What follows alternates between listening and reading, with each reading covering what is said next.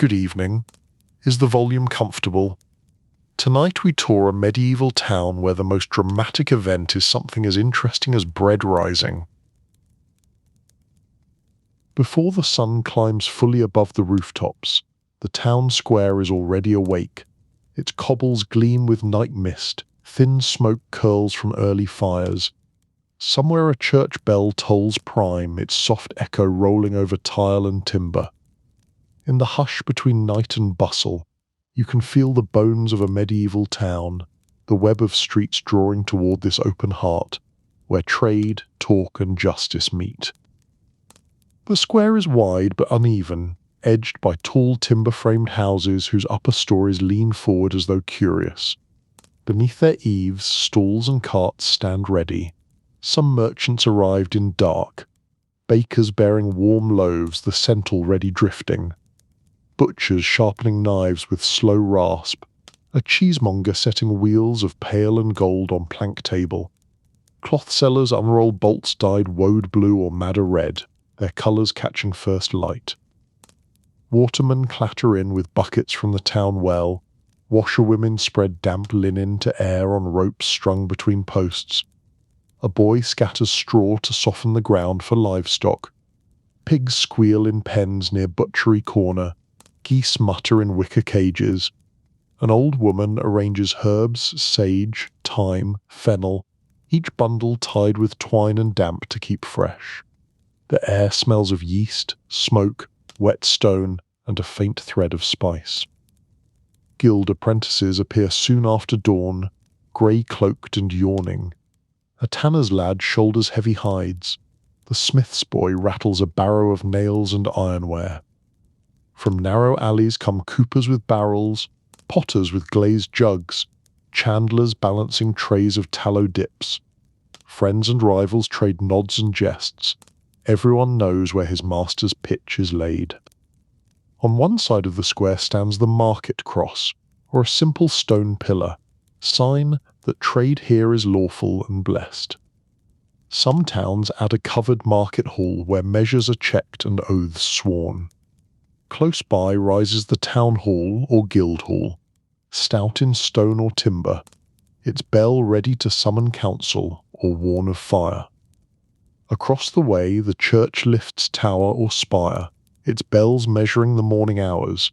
Together these buildings frame the market's life. By mid-morning carts rumble in from the countryside. Farmers bring eggs, butter packed in cool moss, root vegetables, woven baskets. Millers trundle sacks of flour. Foresters stack faggots of firewood. Some peasants carry geese or rabbits alive, legs bound. They pay toll at the gate or to the market officer, who measures and stamps with the town seal.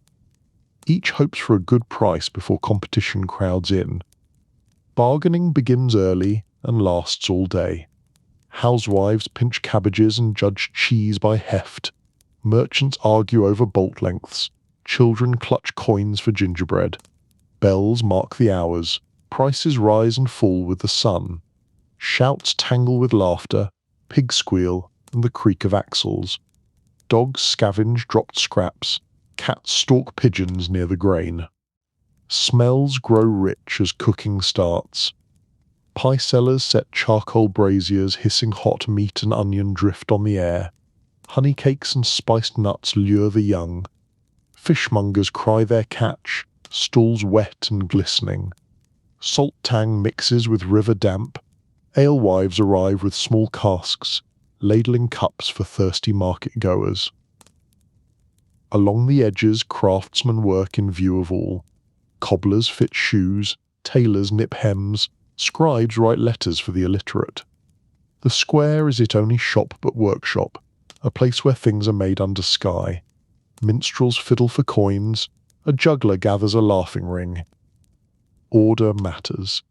Town beadles and sergeants patrol with staves, keeping lanes clear and checking measures of bread and ale. The assize protects buyers, cheating bakers risk the stocks. Scuffles spark when prices are disputed, or fingers grow light, the watch steps in briskly. Stocks or pillory stand near the cross as reminder, sometimes already occupied by a petty thief. faith threads through commerce, priests stroll among stalls with blessings, friars ask alms. At certain hours the bells hush the chatter as many cross themselves and murmur prayer. On feast days, the square holds pageants as well as merchants, banners, relics, and a blessing for town and trade alike. Season sets the rhythm. Spring markets burst with greens, lambs, early shipments of cloth. Summer swells with grain, fruit, and the tramp of pilgrims. Autumn is richest with harvest goods and long fairs. Winter grows quieter, then quickens near Christmas with candles, fish, dried fruits, and gifts. Weather colours the day. Muddy tangle in rain, cheerful dust in sun, sudden hush when snow begins to fall. Behind the stalls lie webs of power. Guilds decide who may sell and at what price. Apprentices angle for advancement. Merchants guard the recipes of dye and the maps of routes. Town council levies taxes. Lord or bishop claims a share. Deals struck over ale benches shape the next season's market and sometimes the town's politics. Yet for ordinary folk, the square is the heartbeat of social life.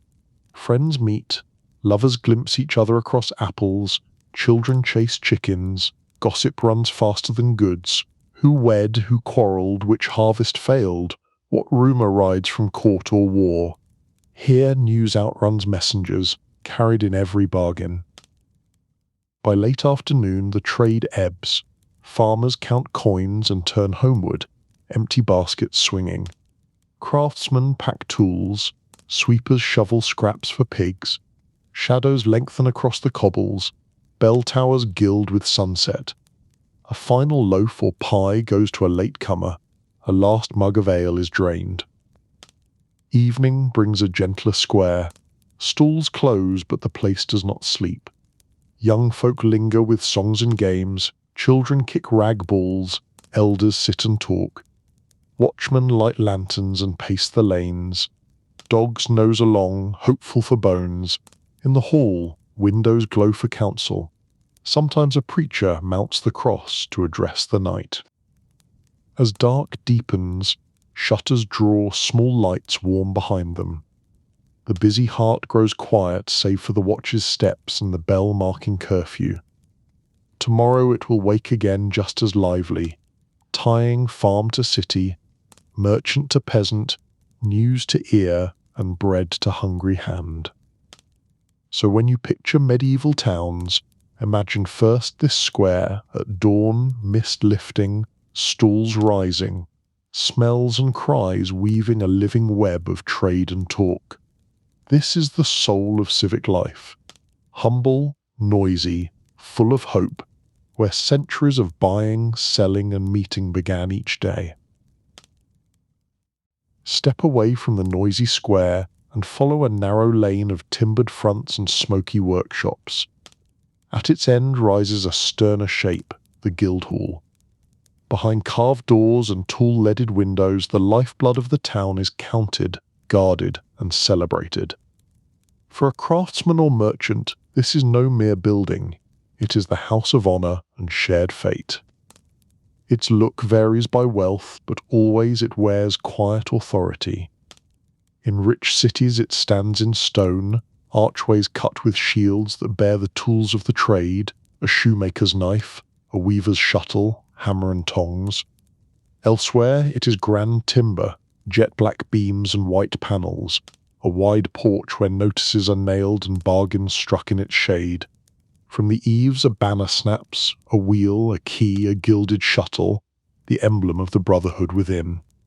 Step inside and breathe polish, wool grease, beeswax, and old smoke.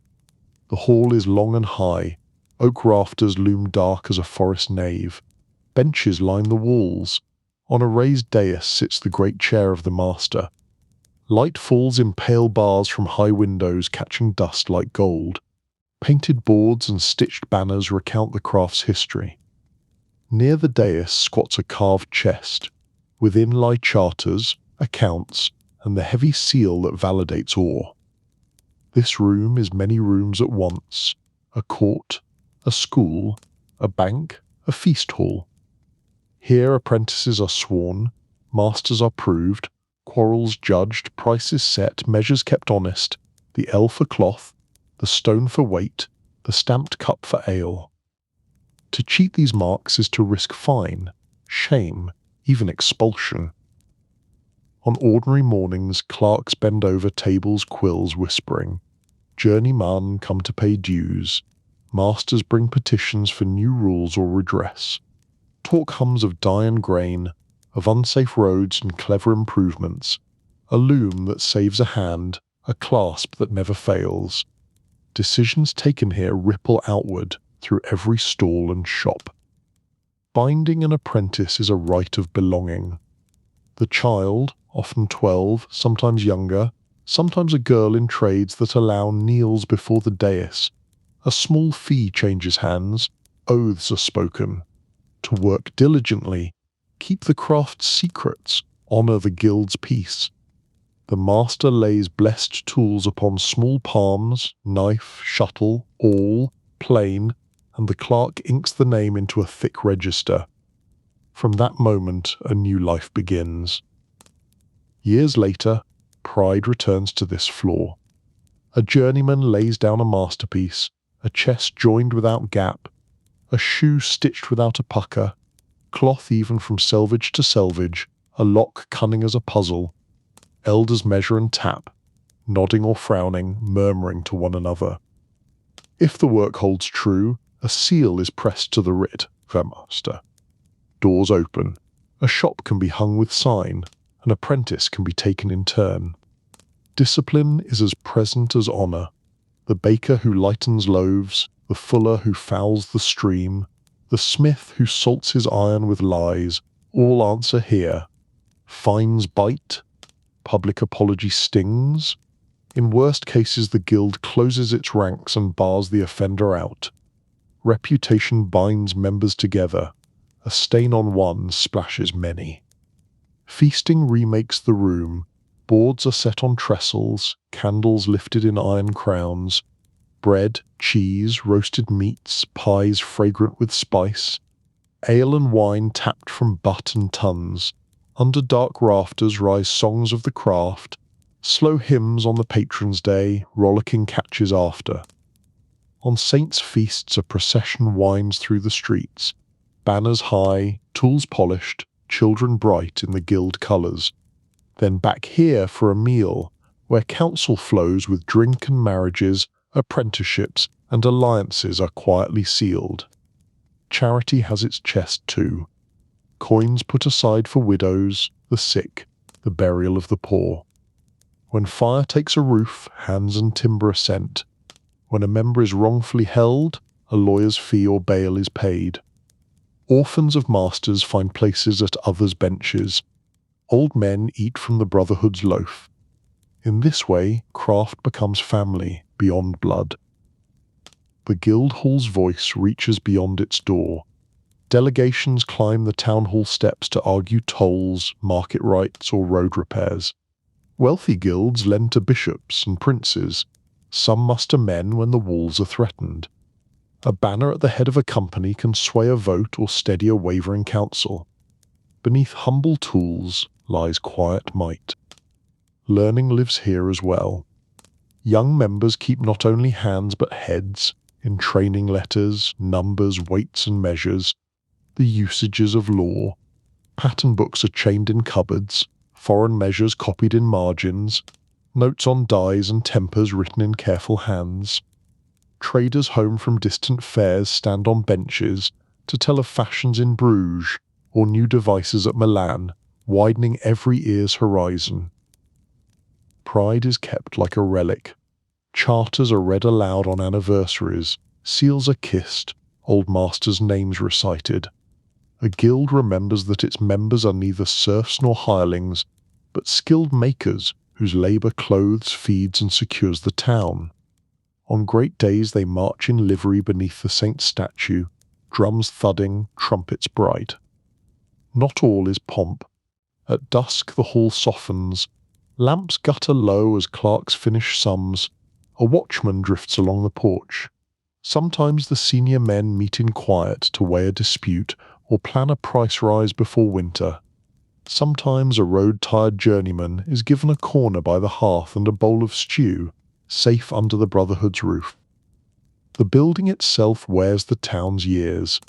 Knife nicks on the dais from exuberant oaths, a scorch on a beam from a feast too merry. Initials carved by apprentices on their first day and traced again, older, on the day they brought a masterpiece. Even the floorboards seem to remember the weight of hope. So when you picture a medieval city, do not see only the Lord's Tower or the Bishop's Palace. See this hall, sturdy, busy, proud. Here ordinary hands found strength in unity. Here skill became power, and care became law. Here a town's very identity was forged, one oath, one masterpiece, one shared meal at a time. When the sun slips behind the gables and the last shutters thud into place, candles bloom in narrow windows. Hot tallow scents the cooling streets. Little by little the town yields to another company, the watch. Cloaked figures lift lanterns and step into the lanes, keepers of quiet hours who stand between sleep and trouble. Curfew rings slow and solemn from church or hall. Doors bar, bolts throw, and the great gates murmur shut on iron hinges. Inns and alehouses soften their roar to a purr behind drawn shutters. After that, only late travellers, healers on summons, and the watch have honest reason to move beneath the stars. They mustered before dusk in the squat guardhouse, by the market cross, stone walls, a smoking hearth, racks of halberds and spears. The captain called the roll, townsmen on rota mixed with a handful of hard-bitten sergeants, and issued lanterns, keys, and a horn or rattle to each pair. Cloaks were pulled up, orders were brief and known by heart.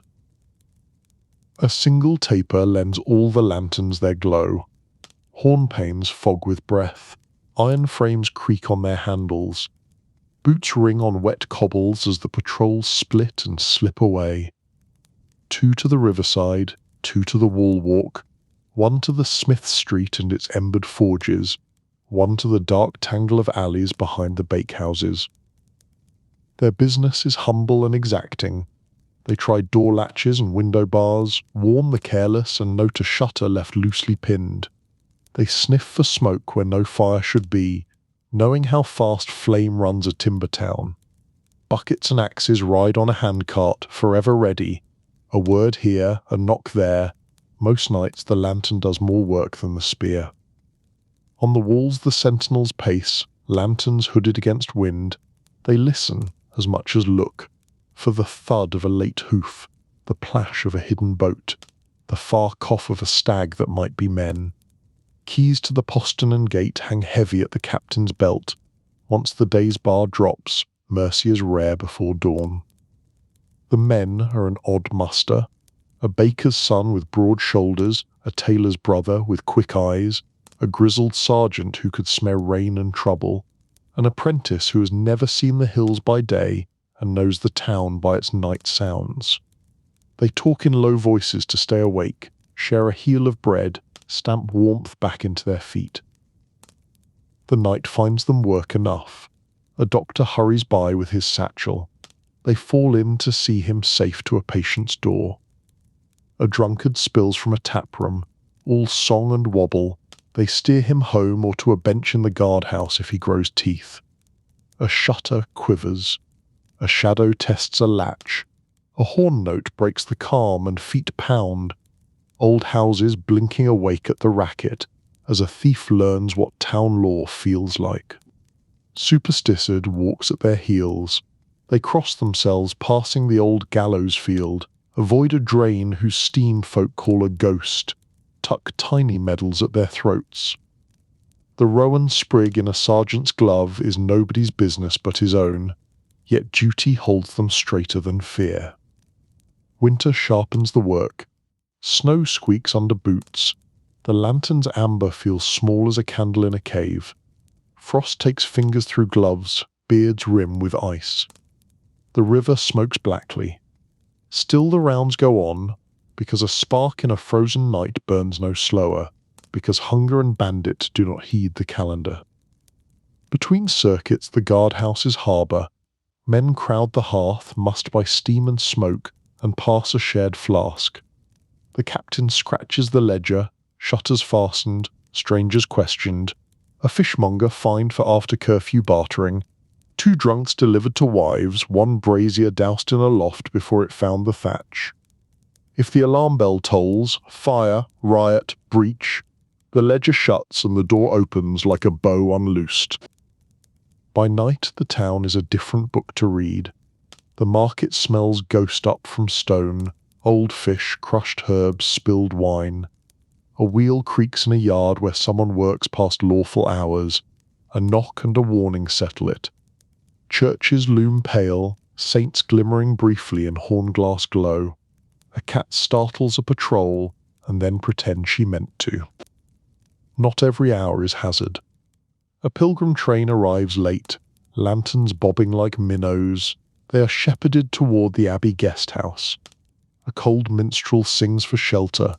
A watchman listens, chin on halberd, and finds a space by the hearth.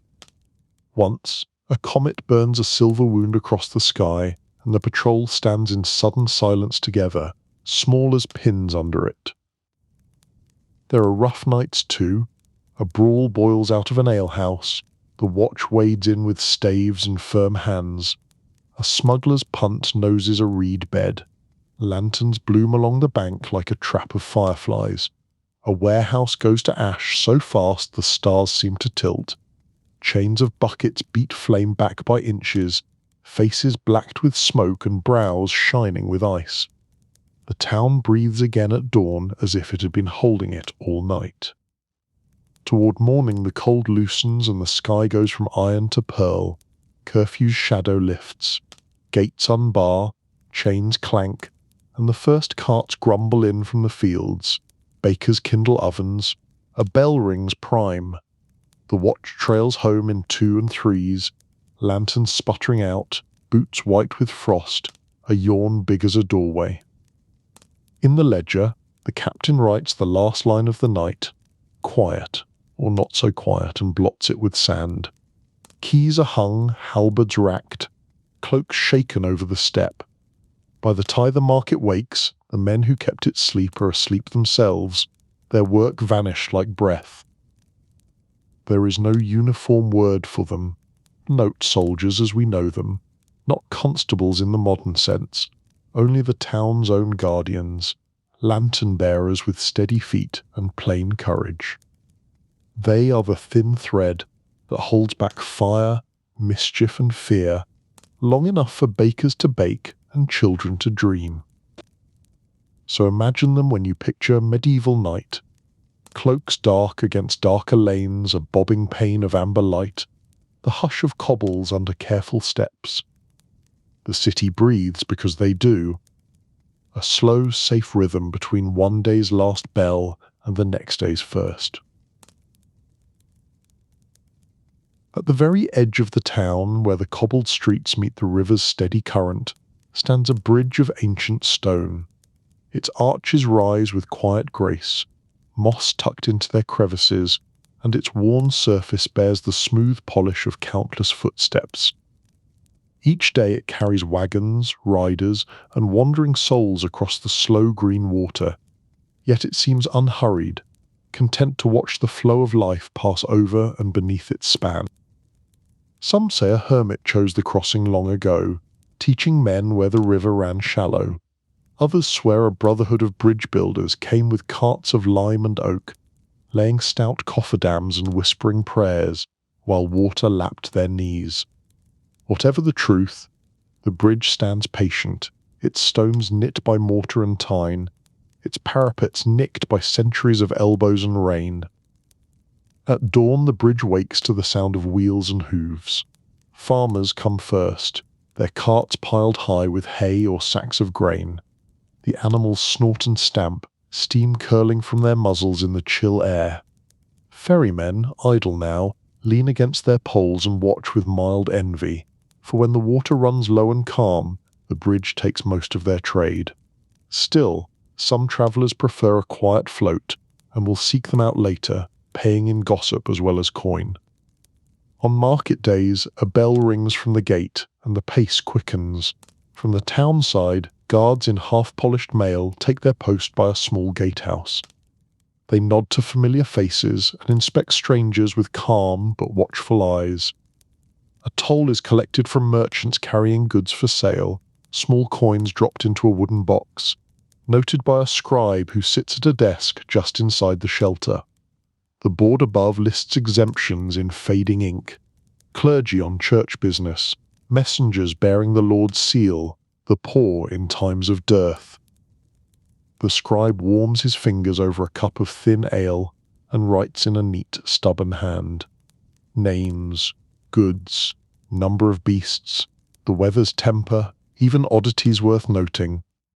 One man with a dancing bear, a cart of glass carefully swaddled, 2 casks smelling of tar and oranges, all find their way into his ledger.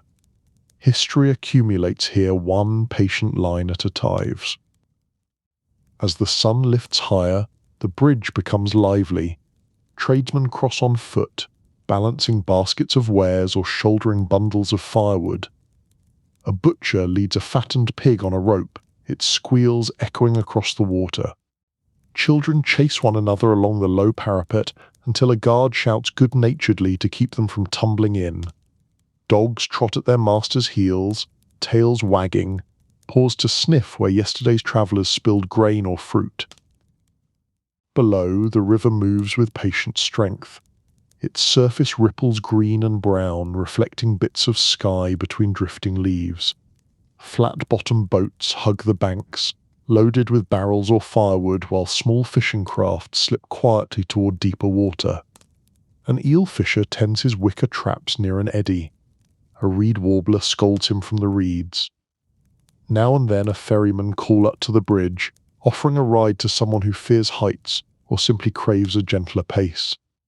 The splash of poles and the creak of ropes mingle with the echo of footsteps above. Midway along the span stands a tiny chapel tucked into the upstream parapet, its niche holding a weather-softened saint. Travellers touch the stone as they pass or drop a coin into the alms box, more for luck than piety, though luck and grace feel akin on moving water. On certain mornings a priest says a brief blessing for those bound to long roads, pilgrims with conch shells, merchants rolling north to fairs, a widow returning to kin. From the far side the road bends into fields and forest. Travellers come out of that pale distance with stories stitched to their cloaks. A tinker with pans that flash like minnows, a pair of minstrels harmonizing as they walk, a troop of pack mules draped in striped blankets and smelling faintly of resin and spice. Some stop on the crown of the bridge to gaze back at the town, its rooftops huddled like geese, its spire catching the sun. Others lower their heads and press on, thinking of warm broth and a bed within the walls. By mid-morning the stones have shed their chill. A tanner's boy trots over with skins draped across his back, eyes watering at the guard's jokes about the smell. A brewer's cart rattles past with iron-hooped barrels bound for a manor river. A noble's carriage follows, springs complaining, its windows clouded with breath. The guards bow just enough as it passes. A peddler spreads ribbons, pins and wooden whistles on a scrap of cloth against the parapet, selling to those who cannot resist a small brightness before home. The toll house is never still. A drover argues about whether 7 calves count as 6, receiving the scribe's unbending stare and the guard's easy shrug. 2 carters dispute right of way. The taller guard settles it by walking ahead with a lazy dignity that parts them like water. A traveller asks the road to the abbey and learns to watch for the alder grove and a white stone set like a tooth in the verge. On a calm day the bridge hosts small rituals. Lovers trade ribbons in the lee of a buttress. A mason, hat off, runs his palm over an old repair and nods to himself, thinking of winter frost and spring floods. A widow sits with her basket, selling hazelnuts and stories with equal success. The river keeps its own counsel. Sometimes it glides clear enough to show brown backs of fish and the dark hump of a drowned stump lodged against a pier. Sometimes it runs the colour of hammered pewter, wind-scuffed and impatient. In spate it rages, driving branches and the occasional luckless goose against the starlings' nests under the arches. Then the town leans over its walls and murmurs, remembering floods that bit the bridge's feet and gnawed away a span in some older winter. Maintenance is a quiet labour woven through the year. Masons chip out tired mortar and press in new, chalky and neat. A crane squats like a wooden heron on the bank, ready to lift a fresh-dressed block. The bridge warden, a spare man with careful eyes, keeps tallies of lime, oak piles and wages, his little office smelling of vellum and damp wool. He knows each crack by name and worries them like beads in prayer. At noon the stones grow friendly warm. A fisherman props his pole against the parapet, hoping for a roach under the slack water. The peddler's ribbon glows like a fallen strip of sky. A pair of clerks pause to eat bread and cheese, their ink-hardened fingers grateful for sun. They speak of rents and reckonings, of tides in ledgers and real tides under their feet. On feast days the bridge is a processional road. Banners sway, choristers' voices drift like swallows. Townsfolk throw herbs that leave the arches smelling briefly of mint and thyme. The saint in the niche wears a garland. Boats cluster below to watch, their hulls tapping together like contented pots. That evening, lanterns hung along the parapet turn the span into a slow, glowing necklace. Sometimes excitement stirs without warning. A hunting party comes thundering back, hounds elping, antlers rocking in dime with hoofbeats. A troop of soldiers crosses at measured pace, armour chinking and eyes forward, the town parting for them as wheat before a wind. Once, a wagon breaks an axle on the uneven stones, and half the bridge gathers to lift and brace, offering tools, curses and advice in equal measure until the wheel sits true again. Not all traffic is welcome.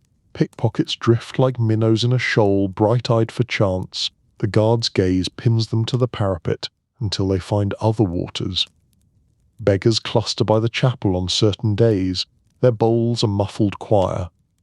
The scribe recognizes many and keeps a quiet note of who is new, who is a veteran, who slips back across at dusk with more energy than a day's want might allow.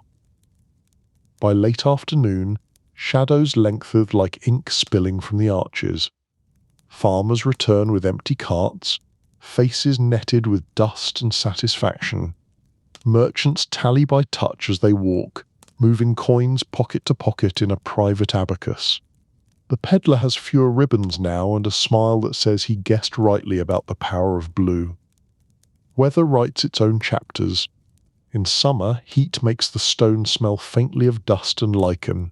Small lizards flicker in the crevices and vanish. In autumn, the parapet gathers leaf drifts like a low hedge. Boots carry the crisp scent of rotten apple. Winter lays a glassy film. Sand is strewn along the crown, and the warden mutters at icicles' sly chisels. Spring come in with a rattle of rain on slate, the river lifting its shoulders and shouldering aside careless sticks and the pride of boys. At the edge of evening, a minstrel arrives from the road and takes his seat on the warmest stretch of wall. He tunes a lute and picks a tune that gathers coins as surely as dew gathers on grass tips. Songs of hills far off, of a girl who waited, of a king who did not. The guards allow it. Music keeps tempers from flaring when carts must pass nose to nose. For a little while the bridge is an audience, then it becomes a road again. Toward dusk, geese cross in a line below, white stitches on the river's dark cloth. Washerwomen fold their day into baskets and call across the water, voices looping under the arches to answer themselves. Ferrymen tie over their boats, hats tipped low against midge-clouds rising like smoke. The gatekeeper calls the last warning before curfew. The great doors at the town end begin to draw in like eyelids.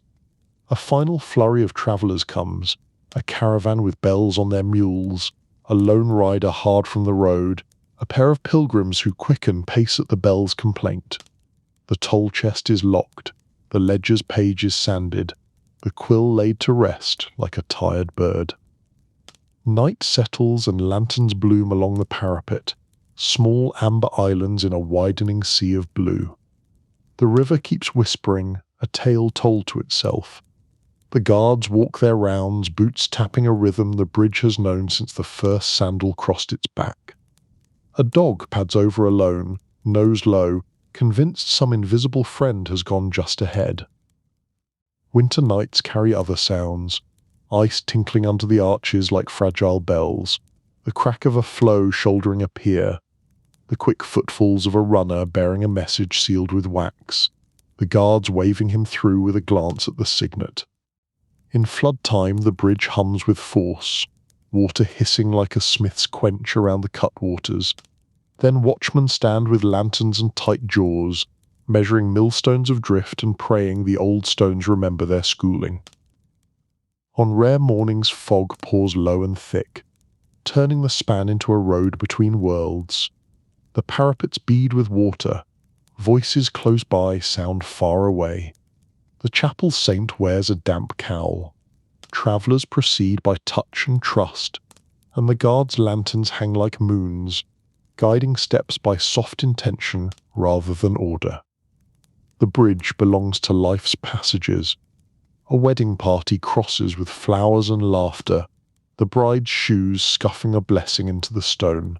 A funeral moves the other way at a walking pace, the river keeping time, the saint's niche, collecting a glance and a coin.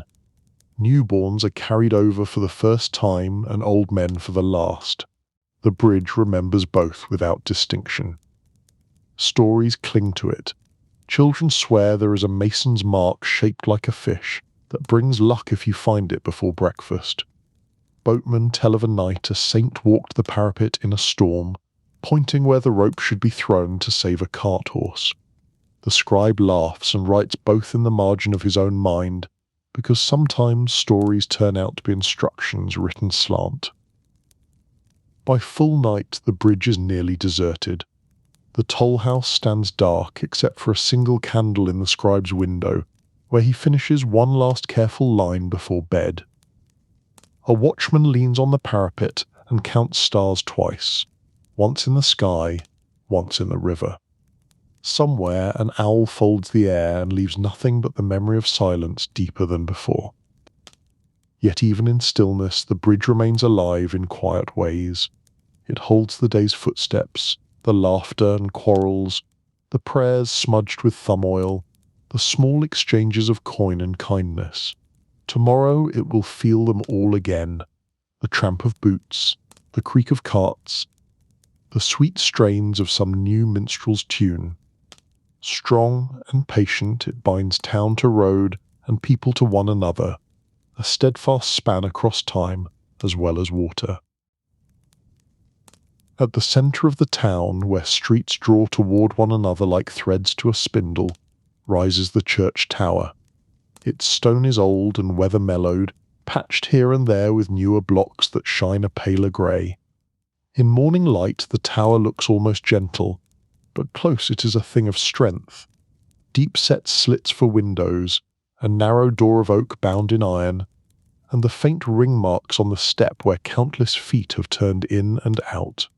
At its crown, shuttered arches hold the dark mouths of bells that have spoken to the town for longer than anyone living can remember. Before dawn, when the streets still dream and frost sits in the seams of the cobbles, Aldrich the bellman comes with a lantern. He keeps its flame cupped, with one palm against the breeze that slides down from the roofs. His cloak smells faintly of smoke and rain. His boots know every hidden dip in the worn stair. He touches the oak door as one greets an old friend and fits the iron key into its familiar bite. The tower receives him with a soft groan as it opens, stone waking to the day's first footfalls. Inside, the tower air is cool and smells of dust, damp lime, and old rope. The lantern glow finds motes that drift like slow snow, stirring as the door closes. A narrow stair curls upward against the wall, its treads cupped by centuries. Aldrich begins to climb. His left hand knows each stone of the central pier, his right hand keeps the lantern steady. The sound in the stairwell is his breathing, the leather whisper of his cloak, and once, far above, the small iron shiver of a bell settling in its sleep. At the first landing he pauses to set the lantern on a niche and lift a shutter. A thin square of damp blue morning leans into the tower. From here he can see the thatch of the alewife's house, beaded with dew, and the long dark line of the river beyond the bridge. He listens. Somewhere a baker's boy rattles a bucket. Somewhere a dog shakes off the night. The town is stirring, and the hour must be told. He climbs again, passing the clock room where a wooden face and iron hands will later mark the noon. The mechanism hums faintly even at this hour, a patient tick that belongs as much to the tower as the sparrows in its eaves. Aldrich glances at the balance, sets a small weight with 2 practiced turns of the screw, and moves on. Higher, the stair opens to the chamber of ropes, and from the darkness there breathes the dry, clean smell of hemp. Here hang the bell ropes, each threaded through the floor to the loft above. They are thick as a wrist at the base, furred smooth by palms, each finished with a wooler's sally plaited in coloured yarn to tell it from its neighbours. Aldrich touches them one by one, as if greeting a small company. St. Michael's deep tongue, the mid-bell for work hours, the quick little angel bell that runs ahead of the rest. He takes his place, feet set, breath measured, and wraps his hands around the first rope. The first pull is a conversation with weight. The rope yields and then tugs back, and above, wood and iron begin their slow swing. The tower hears this before the town does. Its stones take the tremor like a heartbeat. On the second pull a sound gathers down the rope, rise of a note not yet born, and then, with the third, the bell finds its voice. The hour strikes. 1, then 2, then 3, slow and round, rolling over rooftops like warm bread sent from an oven. Bells speak in more than numbers. Aldrich knows the measure for feast days, the urgency for fire, the long sorrow for a funeral when every stroke falls with the weight of a name. He knows the merry peal for a wedding, when all the ropes are given to willing hands and the chamber shakes with joy. But the dawn hour is a simple speech. Be steady, be ready, take up the work the day brings. The bell's sound travels down lanes, along the river, and out across ploughland just greening under the sky. When the last resonance breaks against the tower walls and slides into silence, Aldrich coils the rope neatly at his feet and lifts his lantern again. His hands have the faint burn of hemp in them and smell of dust and wool. He climbs 1 level higher to the bell loft, pushing open a door that sticks when the wood swells with mist. The loft air is colder. Pigeons have left a few white signatures in awkward corners, and a swath of feathers tells of a hawk's swift visit last week. The bells hang like sleeping animals, their bellies dark and glossed in places by fingers and weather. Aldrich runs a hand along the lip of the great bell and feels the shallow nicks of long-ago repairs, the low seam where the founder's skill turned molten metal into voice. He checks the clapper straps, the wooden headstocks, the pins where iron meets oak. A drop of oil on a pivot, a twist of cord where a fray begins, small attentions that keep the bells honest. In the open shutters, daylight grows, showing a pale east and roofs like wet scales. He steps out onto the narrow gallery that rings the loft, one hand on the rail. Here the town lies open like a child asleep. Chimney smoke no more than smudges, the Guildhall roof silver with dew, the square holding its breath, before feet and hooves claim it. Downriver, the mill wheel is still. Upriver, a field shows lines laid for spring sowing, a pattern only the height reveals. Aldrich breathes the cold and lets his gaze rest in each quarter, before returning to his task. When wind comes, it lives here first. It threads the shutters and combs the rope tails and sets the tower to a faint, unthreatening hum. On winter nights it can make the bells mutter, though they do not move. Aldrich, who has climbed in storms and in the thick hush of snow, listens to wind with respect. He has known a jolt of lightning to drum through the stone and make the farthest windows jump. He has known warm summer air that lifted swallows through the arches and set them to season-long conversations with the bells. Below the loft, in the room with narrow slits for light, sits the tower's small store. Lumps of tallow, coils of spare cord, 2 wedges for the headstocks, a basket with rags, a bit of beeswax for a stubborn pin. A shelf holds a book that keeps the bell ledger, names of ringers, the occasions, the times when weather required a change. Aldrich's script slopes like a hillside, steady and brown. He adds the morning entry with a stub of quill, blowing on the line where the ink pools. As the town wakes, so too does the stair.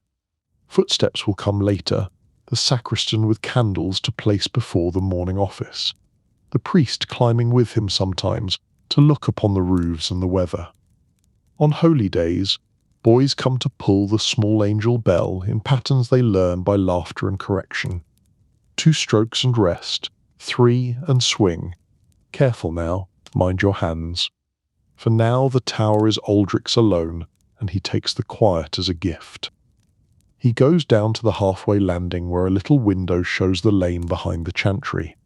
A cat sits on a barrel, washing its face with solemn gravity. A woman opens her door and shakes a cloth into the weak sun. Steam lifts in threads from her pail. Aldrich smiles at these small signs and descends to the ringing floor for the next duty of the morning. The work bell that tells the craftsman the hour is turned.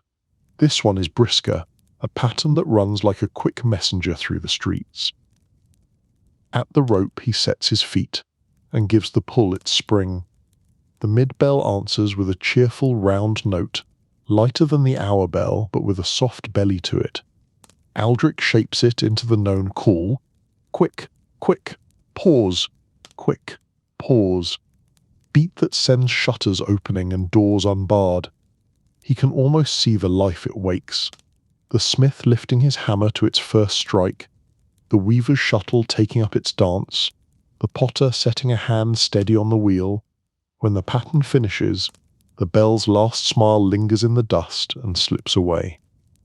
He takes his bread on the stair, a coarse heel split and rubbed with a crumb of cheese saved from last night, eaten standing with his shoulder against stone. He chews slowly, listening for what the tower tells him.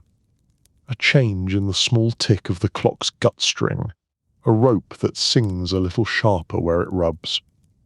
He feels the day settling into its course. The lantern on the niche burns low and he pinches it out, trusting morning to finish the light. By mid-morning the sun finds the east face of the tower and warms the stone to a faint sweetness. Aldrich opens the higher shutters to give the chamber air. He uncoils a rope and lets it lie in loose loops to ease the twist it has held since winter's wet. He tests the clappers by hand, moving each only an inch, feeling the weight his arms know so well. A lark, a mad fool of a creature, wheels up from the square to peep at the strange dark mouths, and then skirls away, leaving a feather caught on a splinter of rail. He frees it and tucks it under the ledger's cover. Below, the square is no longer empty. A girl whose hair plait shines like new straw rushes with a basket toward the baker. An old man carries a stool under his arm and sets himself at the well to tell the day's first stories to any who will listen. A pair of merchants measure each other with eyes polite and cold. Aldrich, who has never been much for bargaining, feels grateful for a life where the day's measure is made in sound. When noon comes, it comes with promise of meat steaming in kitchens and of rest. Aldrich takes the great rope of St. Michael once more. He draws breath and gives the bell its 12. Between each stroke he lets the sound finish its travel, counting in the slow space where the town breathes. In far streets, people lift their heads to hear how far the hour has gone. In the fields, men stand straight and look toward the tower though they cannot see it. After the 12th, the air holds a moment of fullness like the top of a hill, and then slips downhill toward afternoon. Visitors sometimes climb at noon when the sacristan allows. Today, 2 children with round eyes step carefully behind their mother onto the gallery. Aldrich keeps them close, shows them the ropes, not to touch, mind names the bells as if introducing old friends. The children whisper, and their breath makes small ghosts in the cool. He tells them, because they have asked, that the bells tasted the sky in a storm long ago and rang themselves without a hand.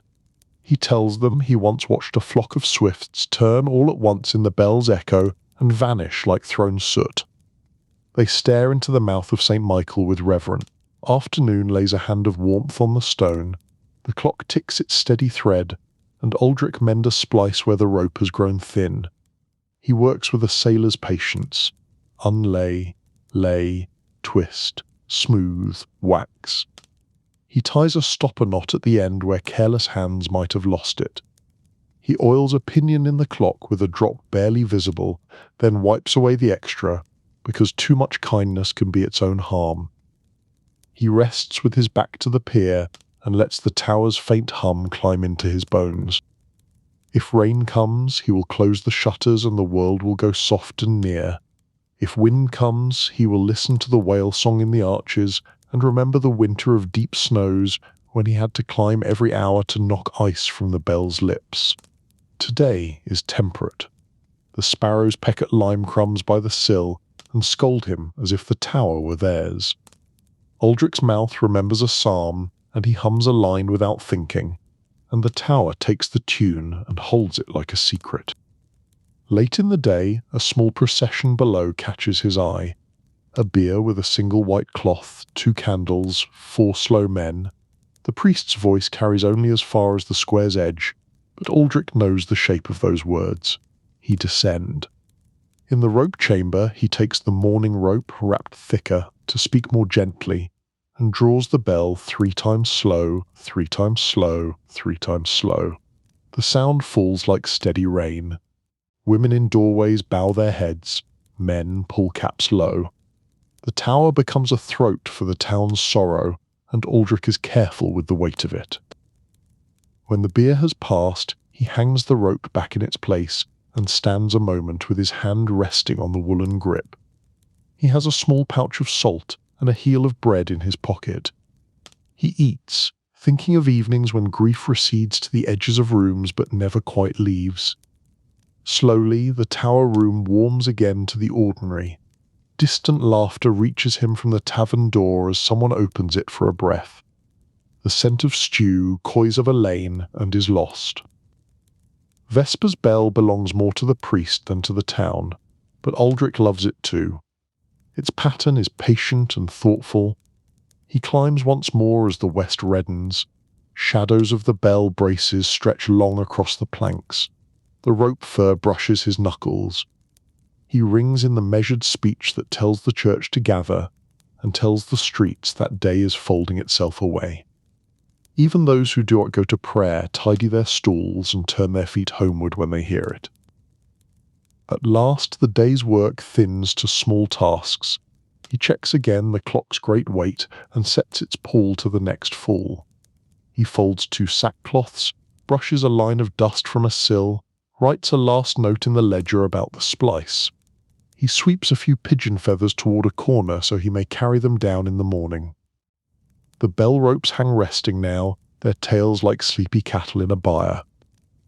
Dusk fills the stair and the gallery windows dim to pewter. Down in the lanes, voices are fewer. The candlelight in windows walks the walls like tame fire. Aldrich stands on the gallery and takes the town in once more, the miller's boy fetching water, the cooper's yard with hoops stacked like moons, the bridge holding its stone breath over the river's last gleam. He lifts his cap in an old habit no one taught him and no one sees. Curfew is the last duty, and it carries a different weight from morning's call. It says not wake, but rest. Aldrich takes the rope of the great bell and draws the slow, even strokes, leaving room between for the sound to find every tucked-away place. Cats pause, ears pricked. A child turns in his bed and lets go the day's last fret. A woman at a hearth eases her hands from the dough and sets the lid on for morning's rise. The bell speaks, and the town answers with shutters and latches, with banked fires and quieter breath. When the sound has gone as far as it can and faded beyond his hearing, Aldrich coils the rope for the night.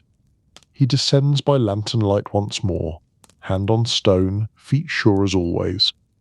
At the door he sets the iron bar and checks it twice, then blows the lantern out so the tower's dark may be complete. Outside, the square is a map of small islands of flame and small pools of dark. The tower stands behind him like a resting animal. He walks home by the lane that smells of old wood and damp lime. Those he passes lift a hand, and he lifts his. No one speaks loudly. The day has been said and answered, and night now is a cup to drink from quietly. Aldrich thinks of the bells above him in their nests of oak and iron, the ropes sleeping, the clock's heart taking its careful, invisible steps toward midnight. In his small room he eats a stew warmed on coals and a heel of bread with a scrape of fat. He washes his hands in a bowl and looks at the faint red burns the rope left in his palms, the little hairs of hemp caught like yellow threads. He rubs a smear of beeswax into the skin and it eases. He lies down, hearing in the bone of his head the memory of the day's notes strung like beads. Dawn, work, noon, sorrow, prayer, rest. When sleep takes him, it is with the sense of height and air and the steady companionship of stone. The tower holds the town and is held by it in return. Tomorrow, Aldrich will wake and climb, and the bells will speak again as they always have. Voices of metal and wood and wind carrying through lanes, across water and into fields, telling of tithe and of belonging. For now, the night closes around the tower and the town alike, and all things are measured by the slow, kind silence between the strokes. Some nights the tower's voice is called to sterner work, a flame seen where no hearth should burn, and the tocsin rolls out quick, relentless, a hammering that lifts men from beds and sends a line of buckets threading through lanes. Aldrich rings until his arms shake and the rope scorches his palms. When the last hiss of doused thatch answers from below, he lets the bell fall still, and the town's breath staggers back into its chest. On rogation days, boys with willow poles and the priest with relics beat the bounds of the parish. Aldrich gives them the angel bell in little dances of sound that skip from corner to corner of the sky, a leash of music to keep them together as they vanish between hedges.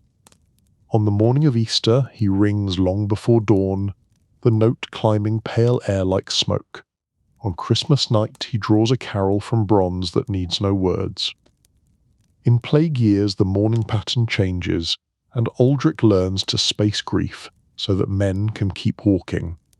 He ties cloth over his mouth and nose, not because he believes it stops death, but because the smell of the herbs in the cloth makes the hours gentler.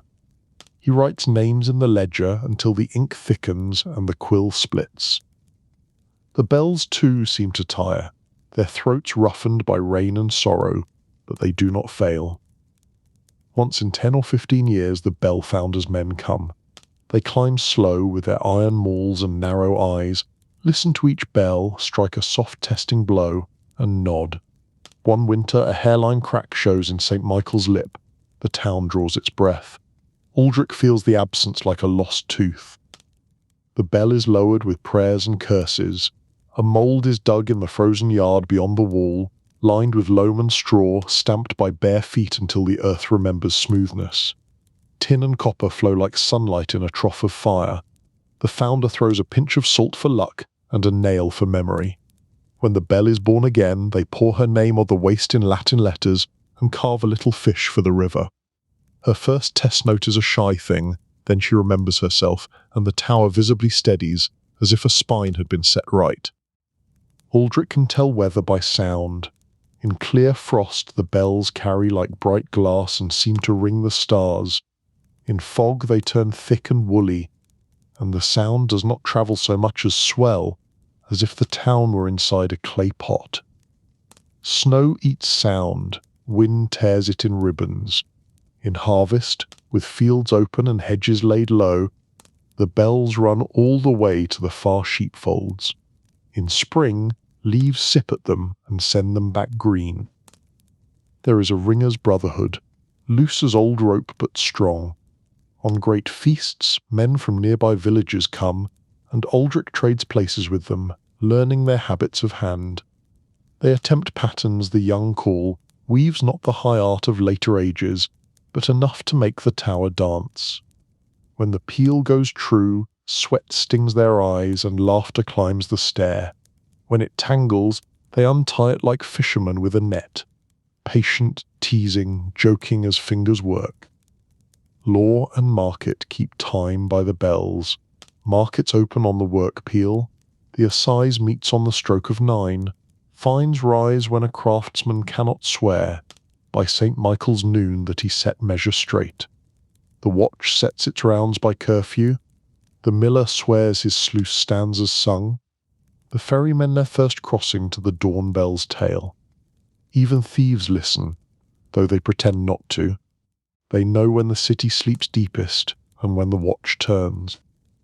The tower too has its folk tales. Children swear that if you climb the stair on Midsummer's Eve and count the treads without misstep, you earn a wish. An old washerwoman tells how, the year the river froze to the bridge, a fox crept into the nave and slept under St. Christopher, and the next morning the bells rang themselves, laughing. Aldrich keeps such stories in the ledger's blank spaces, never part of the record, yet part of what is true. Sometimes Aldrich teaches. A boy whose father is dead, a girl with hands that know looms and want more, he shows them how to stand, how to feel the bells rise in the rope before it shows in the arm, how not to snatch nor let go. You are not pulling a beast, he says, you are keeping company with one. He shows them where calluses will come and how to hold a knife to pare a burr from hemp without nicking the strength from it. He gives them the angel bell first, then the work bell. St. Michael waits.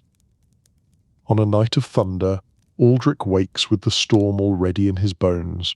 He dresses, and the rain nails the streets flat and shiny. The tower door fights him with swollen wood. Lightning walks the sky on iron feet. He doesn't ring in storms, no ringer does, but he climbs, checking shutters, feeling with his hand the tremor the thunder pushes into the stone. In a white pulse of light he sees through the shutter's slit the bridge, a ghost's rib cage over black water, and he thanks whatever saints belong to towers and ferrymen alike that stone can stand what it must. Years gather on the rope like polish. Aldrich's beard goes to iron filings and then to frost. He learns the weight of silence between strokes, as well as the sound itself. He learns to leave room for listening. On his name day the priest reads a list of those who rang before him, a thin line of men, and once a woman marked widow, stout, good hand. He thinks of their palms in his, through tie, and the tower feels crowded in a friendly way. When his back aches, he rests on the gallery bench carved by some mason's idle chisel. 2 leaves, a bird with a comic beak. He watches smoke from 100 chimneys draw the same slow letters on the air, and he nearly read the town's mood, a day of quarrels, a day of bargains, a day of births. The bells will write their answering letters soon enough. If you stood outside the walls and listened in the fields, you would hear the bells come like weather. Shepherds know them and answer with whistles to their dogs. Ploughmen stand up leaning on the stilts and guess which rope is being held. Children collecting kindling in the hedges say the town is speaking, and for once they are exactly right. At the end of harvest, when the last cart has trundled in and the church porch is dressed with a sheaf and apples, Aldrich rings the feast in long, playful phrases. He lets the angel bell chase the work bell, lets St. Michael roll behind like thunder that forgot to be frightening. Laughter lifts with the sound. Even the sour reeve looks gut and smiles with half his mouth. Bread is broken. Songs answer. When Aldrich is old, older than he ever expected to be, he writes an extra page in the ledger. Not a will, that is for the priest. Not instructions, the ropes teach better than words. He writes a few lines about how the bells sound over snow, how fog changes the world to a room, how a cracked bell can sing true if you mind it until the founder comes. He leaves a feather there, and a smooth pebble from the river, and a bent iron nail he once found in the mortar seam where no nail should be. And, as always, night comes. The tower cools, the ropes hang quiet as sleeping serpents. The clock's heart takes another small, exact step that no one outside will hear, but everyone will live by tomorrow. Aldrich sleeps in his narrow bed and dreams he is walking the gallery while starlings pour like smoke from the shutters. A bell begins, and the town turns toward it in its sleep, like a flower opening. So the days run bronze and oak, rope and breath, stone and sky. The bells knit the hours to the people, and the people to the place. They are made kind and audible, and their keeper is a man with careful hands, who climbs in the dark and speaks for the town at the start and the end of each day. If you pass through that square and hear the note fall round your shoulders, you will understand a little of what it means to belong. On a lane not far from the market, where the tanner's quarter yields to quieter houses, hangs a painted pole of red and white, with a twist of blue ribbon that flutters when the wind turns the corner. Beneath it a narrow door opens onto a room smelling of soap, warmed wine, and clean wood. The signboard creaks softly, and within, lamplight falls across polished basins, and a great chair set near the hearth. Here Master Jehan, barber and surgeon, keeps his shop and his careful hours. Morning comes early to this place. Before the bells for prime, Jehan sweeps rushes from the floor and lays down fresh, their scent bright as a field after rain. He wipes his razors on a cloth and sets them in order, blades shining like thin crescents. On a shelf he arranges jars of salves and simples, honey thick as amber, vinegar sharp as apples, goose grease shining pale, wine dark and patient in a stoppered flask. Everything has its place. The room holds a hush that honours work done with steady hands. A small brazier glows on the hearthstone, its coals raked even. Beside it stands a kettle in which Jehan will warm water for washing and for the steeping of herbs. A row of cups hangs along a beam, cupping glasses in different sizes, their rims smoothed by long use. Above them, wrapped in linen, lie rolls of bandage cut from old shirts and boiled clean. There are leeches, too, kept in a jar of pond water dark as tea, moving slowly like commas that have forgotten their place in a sentence. On hooks by the window hang his instruments, fleams and lancets wrapped in oiled cloth, a long-billed forceps for teeth, a bone saw with teeth as fine as a fox's smile, cautery irons that look cruel until one has seen them stop a death. Each is named and known, the raven for deep cuts, the sparrow for veins, Saint Apollonia's iron for dental woes. The strop hangs like a tame snake. When Jehan hones a razor along it, the leather hums as if content to be of use again. Jehan himself is a compact man with thoughtful eyes. His beard is clipped short and neat, his hair close cropped in the manner of his craft. Around his waist hangs a belt with pouches for needles and lengths of fine gut, a hook for forceps, and a small pouch of waxed thread. When he works at hair and beard, his hands move smooth as river water. When he turns to bones and wounds, the same hands become rock steady, the calm of long practice guiding every motion. The first visitor is always old Pierre from the Baker's Row, who likes his face shaved before the oven grows hot. He settles into the great chair with a sigh, and Jahan lays a warm linen over his chin.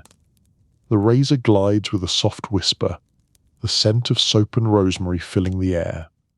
They speak little, a word about the weather, a question about the price of grain, a blessing for steady hands.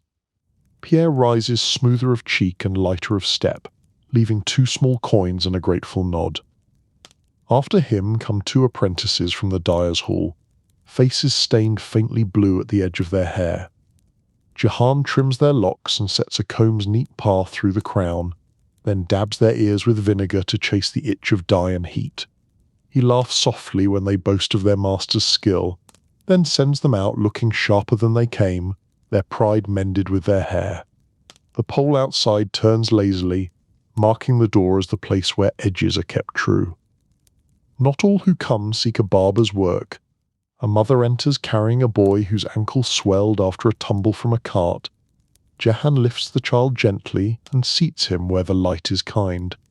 He presses with firm but careful fingers, feeling the bone's tail beneath skin. A sprain, not a break.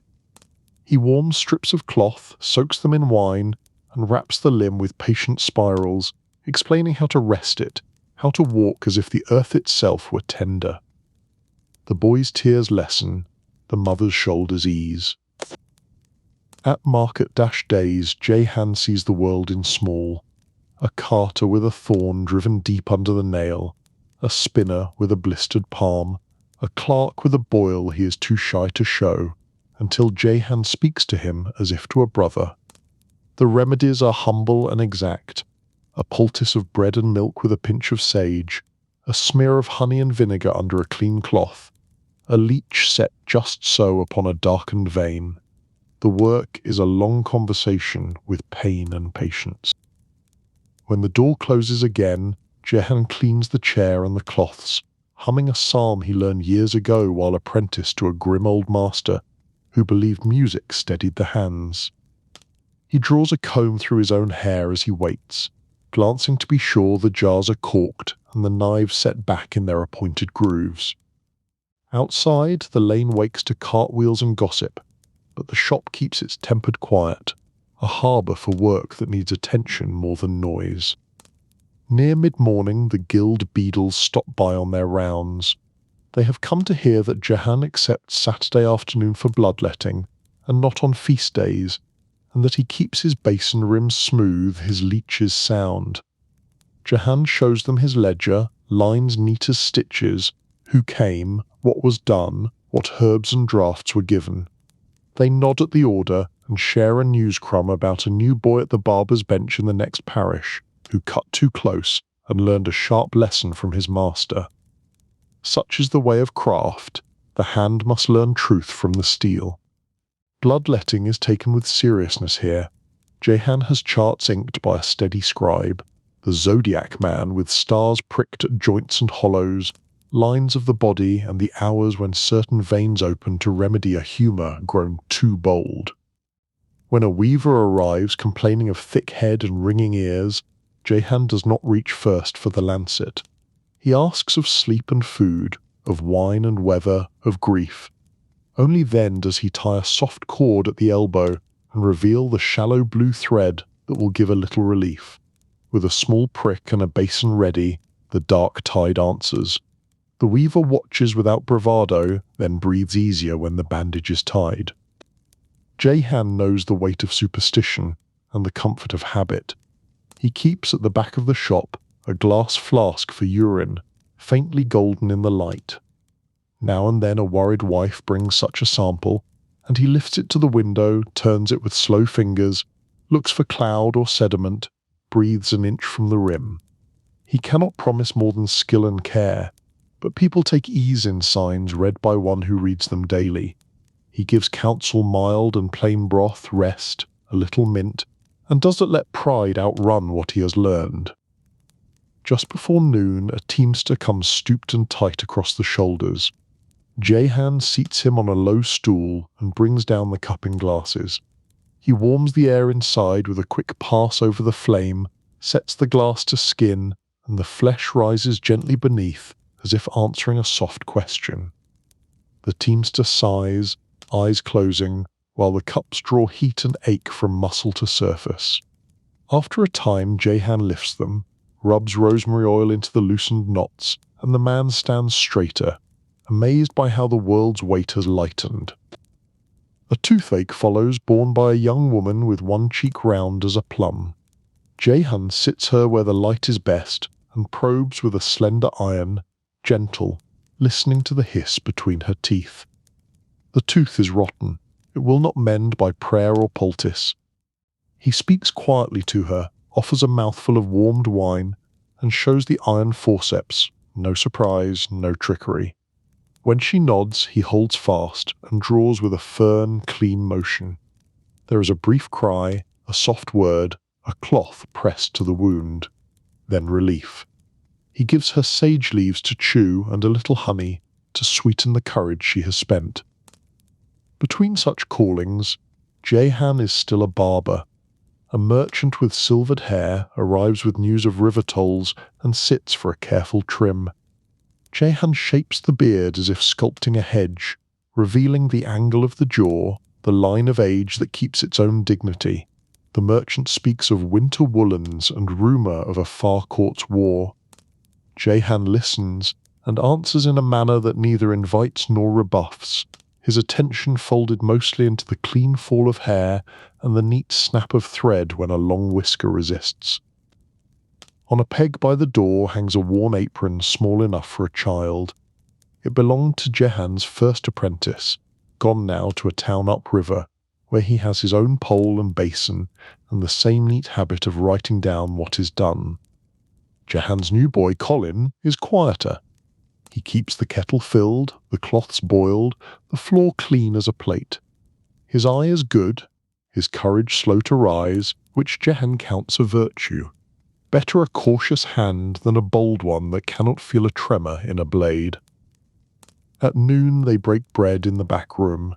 Jehan pours watered wine and shares a heel of rye and a wedge of cheese wrapped in cloth. He teaches without ceremony, describing how to feel a fracture's edge, how to listen to a fever without being fooled by sweat. He shows the apprentice how a razor must be stropped on leather until it sings a little when drawn through hair, and how a lancet's point must be neither needle-slim nor blunt as a nail. These small songs of the trade, once learned, never leave the hand. After dinner a priest arrives for his tonsure.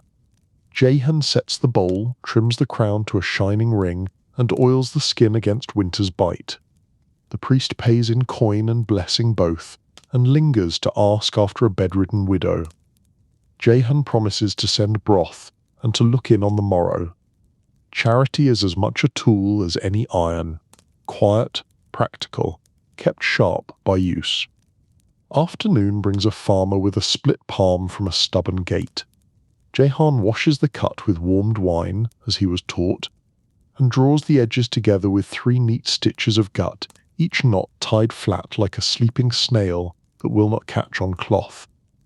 He lays a salve of honey and vinegar and binds the hand with linen, instructing the man to keep it dry, though the work of mending fences cools. The farmer nods, grave as a fieldstone, and leaves the price in grain to be milled and collected later. Then comes a harder task. A boy from the mill with a thumb crushed under a wheel lever. The nail is gone, the flesh torn.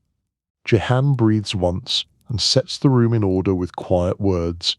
He sends the apprentice to stir the brazier until the iron is ready, not for burning but to frighten corruption with heat if it dares come. He cleans the wound with the patience of rain, hushed and thorough, laying plantain leaf to soothe, setting a new bed of waxed cloth to shield the tender place where a nail may grow again. The boy's breath hitches and steadies under his words. Courage, like cloth, could be held at the edges when the middle frays. A potter steps in with a shoulder that will not lift. Jehan prods, finds the shifted joint, and lays the man along the bench. He loops a strap around the wrist, asks the apprentice to hold, and with a firm, smooth pull sets the bone back into its nest. The sound is soft but sure. The potter gasps, then laughs, helpless laugh of pain leaving like a bird flushing from grass. Jehan binds the arm close to the body and counsels rest. The wheel can wait a few days for the sake of a lifetime's work. Now and then the work leans toward marvel. A cataract-blind old man, led by his granddaughter, sits with hands tight on the chair arms. Jehan has seen the couching rod used by a travelling surgeon and learned its measure.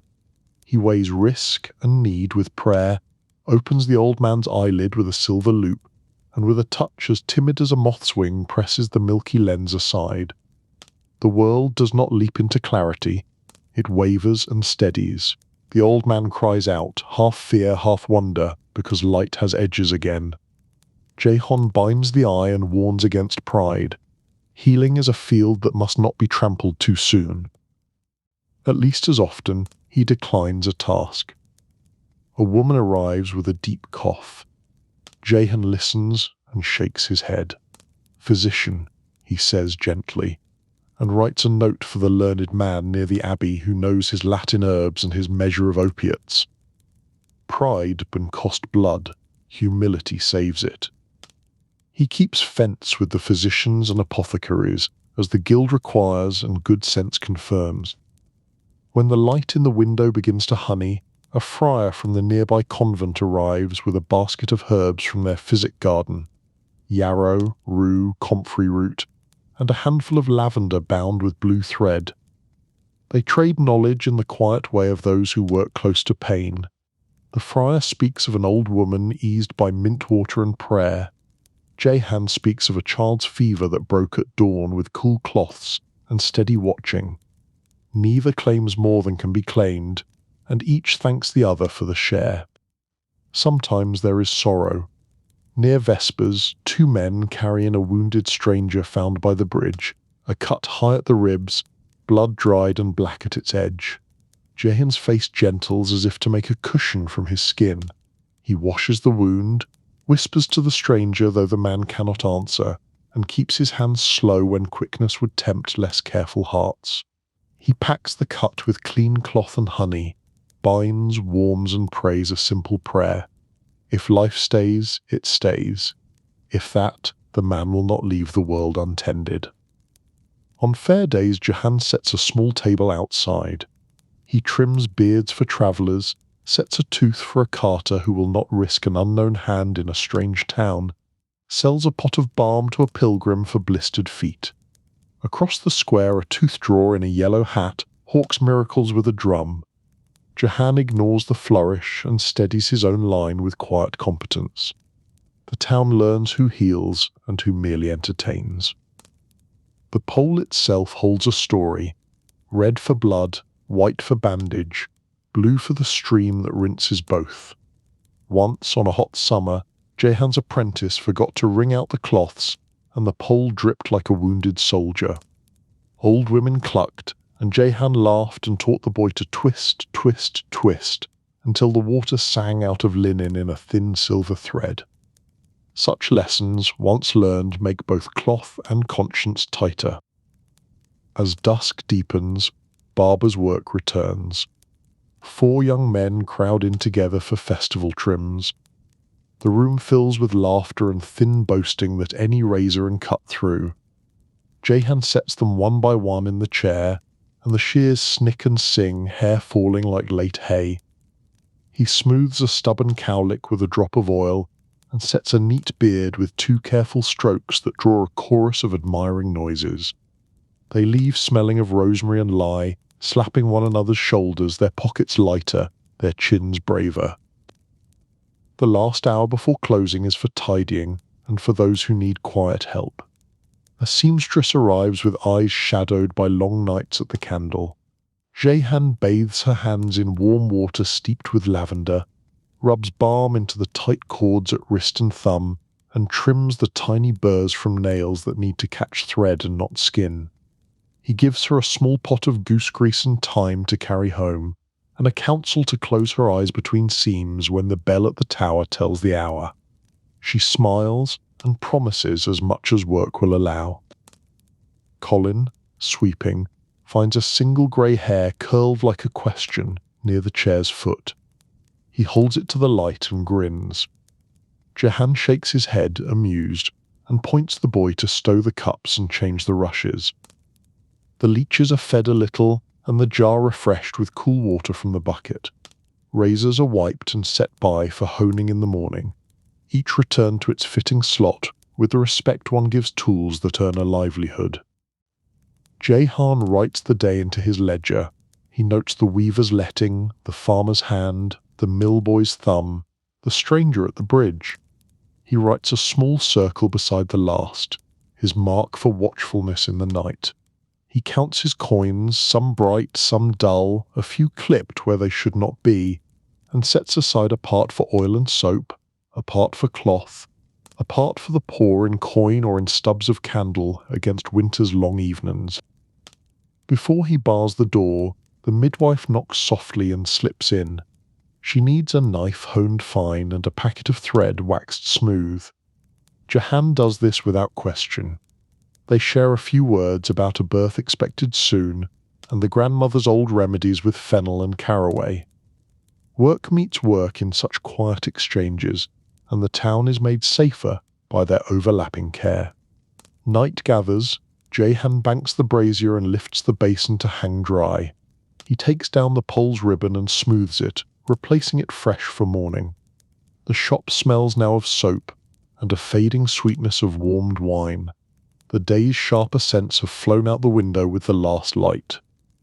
He places a clean cloth over the great chair as one might set a cover over a sleeping child. The room, emptied of voices, keeps the memory of them like warmth held in brick. Some nights the door rattles after curfew.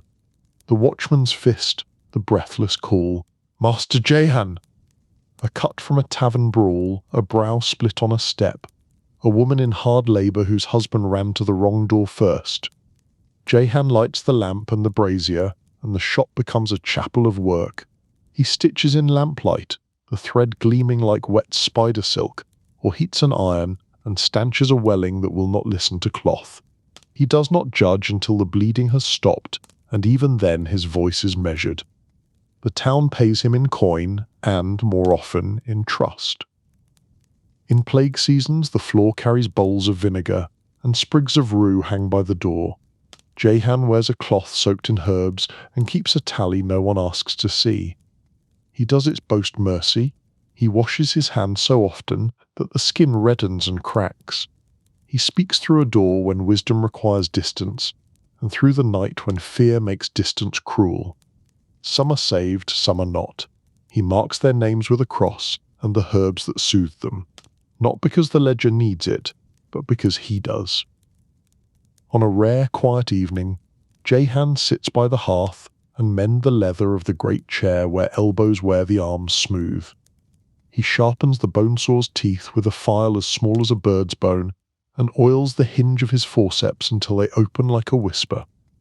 He teaches Colin to bind a book the way one binds a wound, with tension, clean edges, no waste.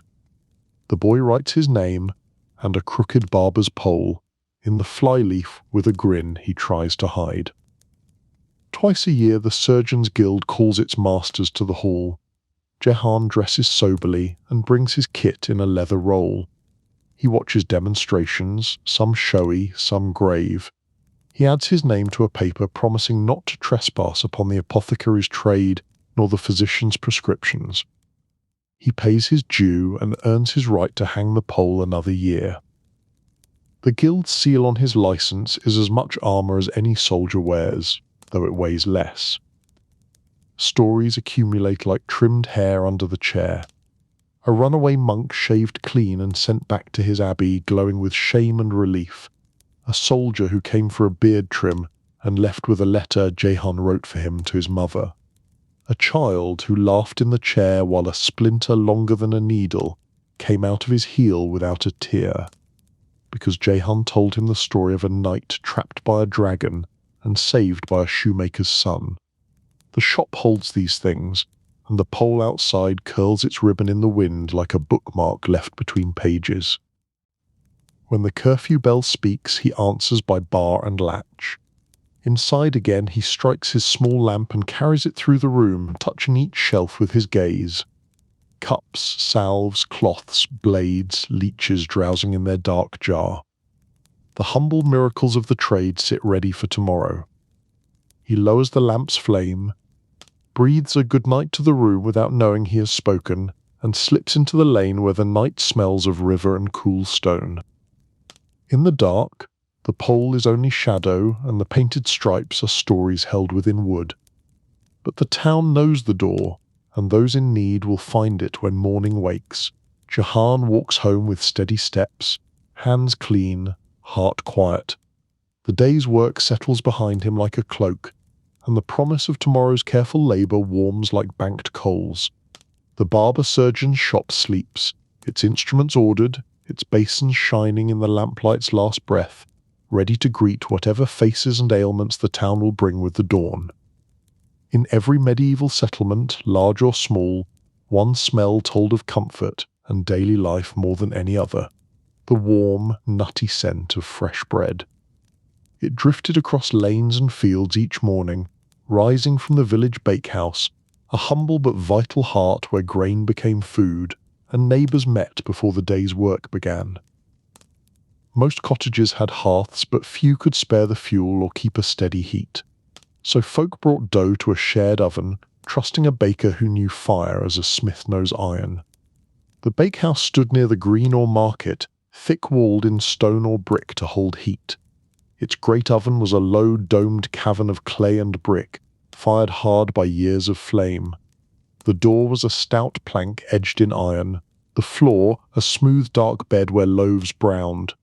Before baking, the chamber was fired, logs roared until the dome glowed cherry within, then embers were raked aside, the hearth mopped with a damp scuffle, and the whole space left to settle into even heat.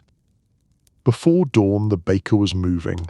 He stacked split oak and faggots by touch, judged temperature with a palm near the mouth and a pinch of flour cast inside. If it browned to hazel in a blink, the oven was ready.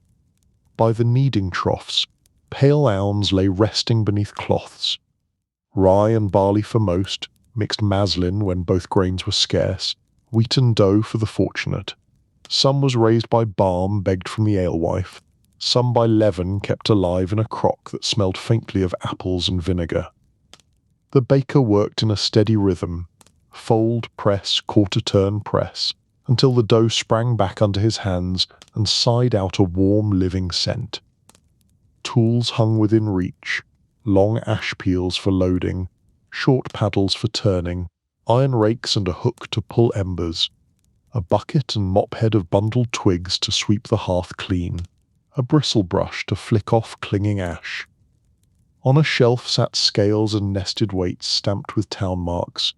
Against the wall, wicker bannetons and flowered cloths for proofing, a bellows for coaxing flame, a crock of salt, a jar of poppy and caraway, and a small pot of goose grease for burns completed the little arsenal. By grey light, villagers came with bowls under cloths, dough risen at home, women with shawls tight, babies bound close, boys with flour on their sleeves, old men with careful steps and a baker's gossip to share. Each loaf carried its owner's sign cut on the skin, a cross, a chevron, a knife prick pattern, so there'd be no quarrel at the racks. The baker nodded people into order, tapped a peel on the doorsill to clear ash, and sent the first rounds sliding into the glow. The oven filled in courses. Heavy horse bread, dark with beans and peas for animals and the poorest tables, went in first to take the fiercest heat. Rye rounds followed, then the lighter wheat battards, and last the delicate manchet rolls for the manor. The baker read the bake by smell as much as sight.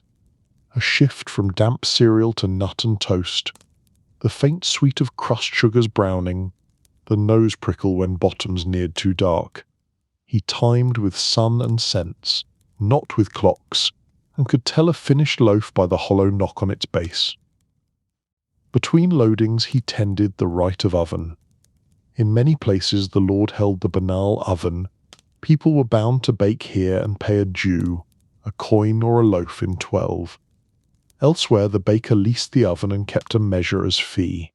He weighed out loaves on his scale to prove honest ovenage, chalked tallies on a doorpost, and took coin, grain, or a promise by harvest. The assize men checked him now and then, a eadle with a rod, a clerk with a tablet. For short weight or deceit drew stocks and shame. While bread rose and baked, the room filled with talk. The reeve murmured of boundary stones, the midwife shared a safe berth. A shepherd spoke of wolves near the fold. Children swept stray flour into little hills and begged crusts. Someone left a jug of small beer for folk to share. Steam hissed when the mop hit a hot spot. Peels tudded in and out, with the quick economy of practised hands.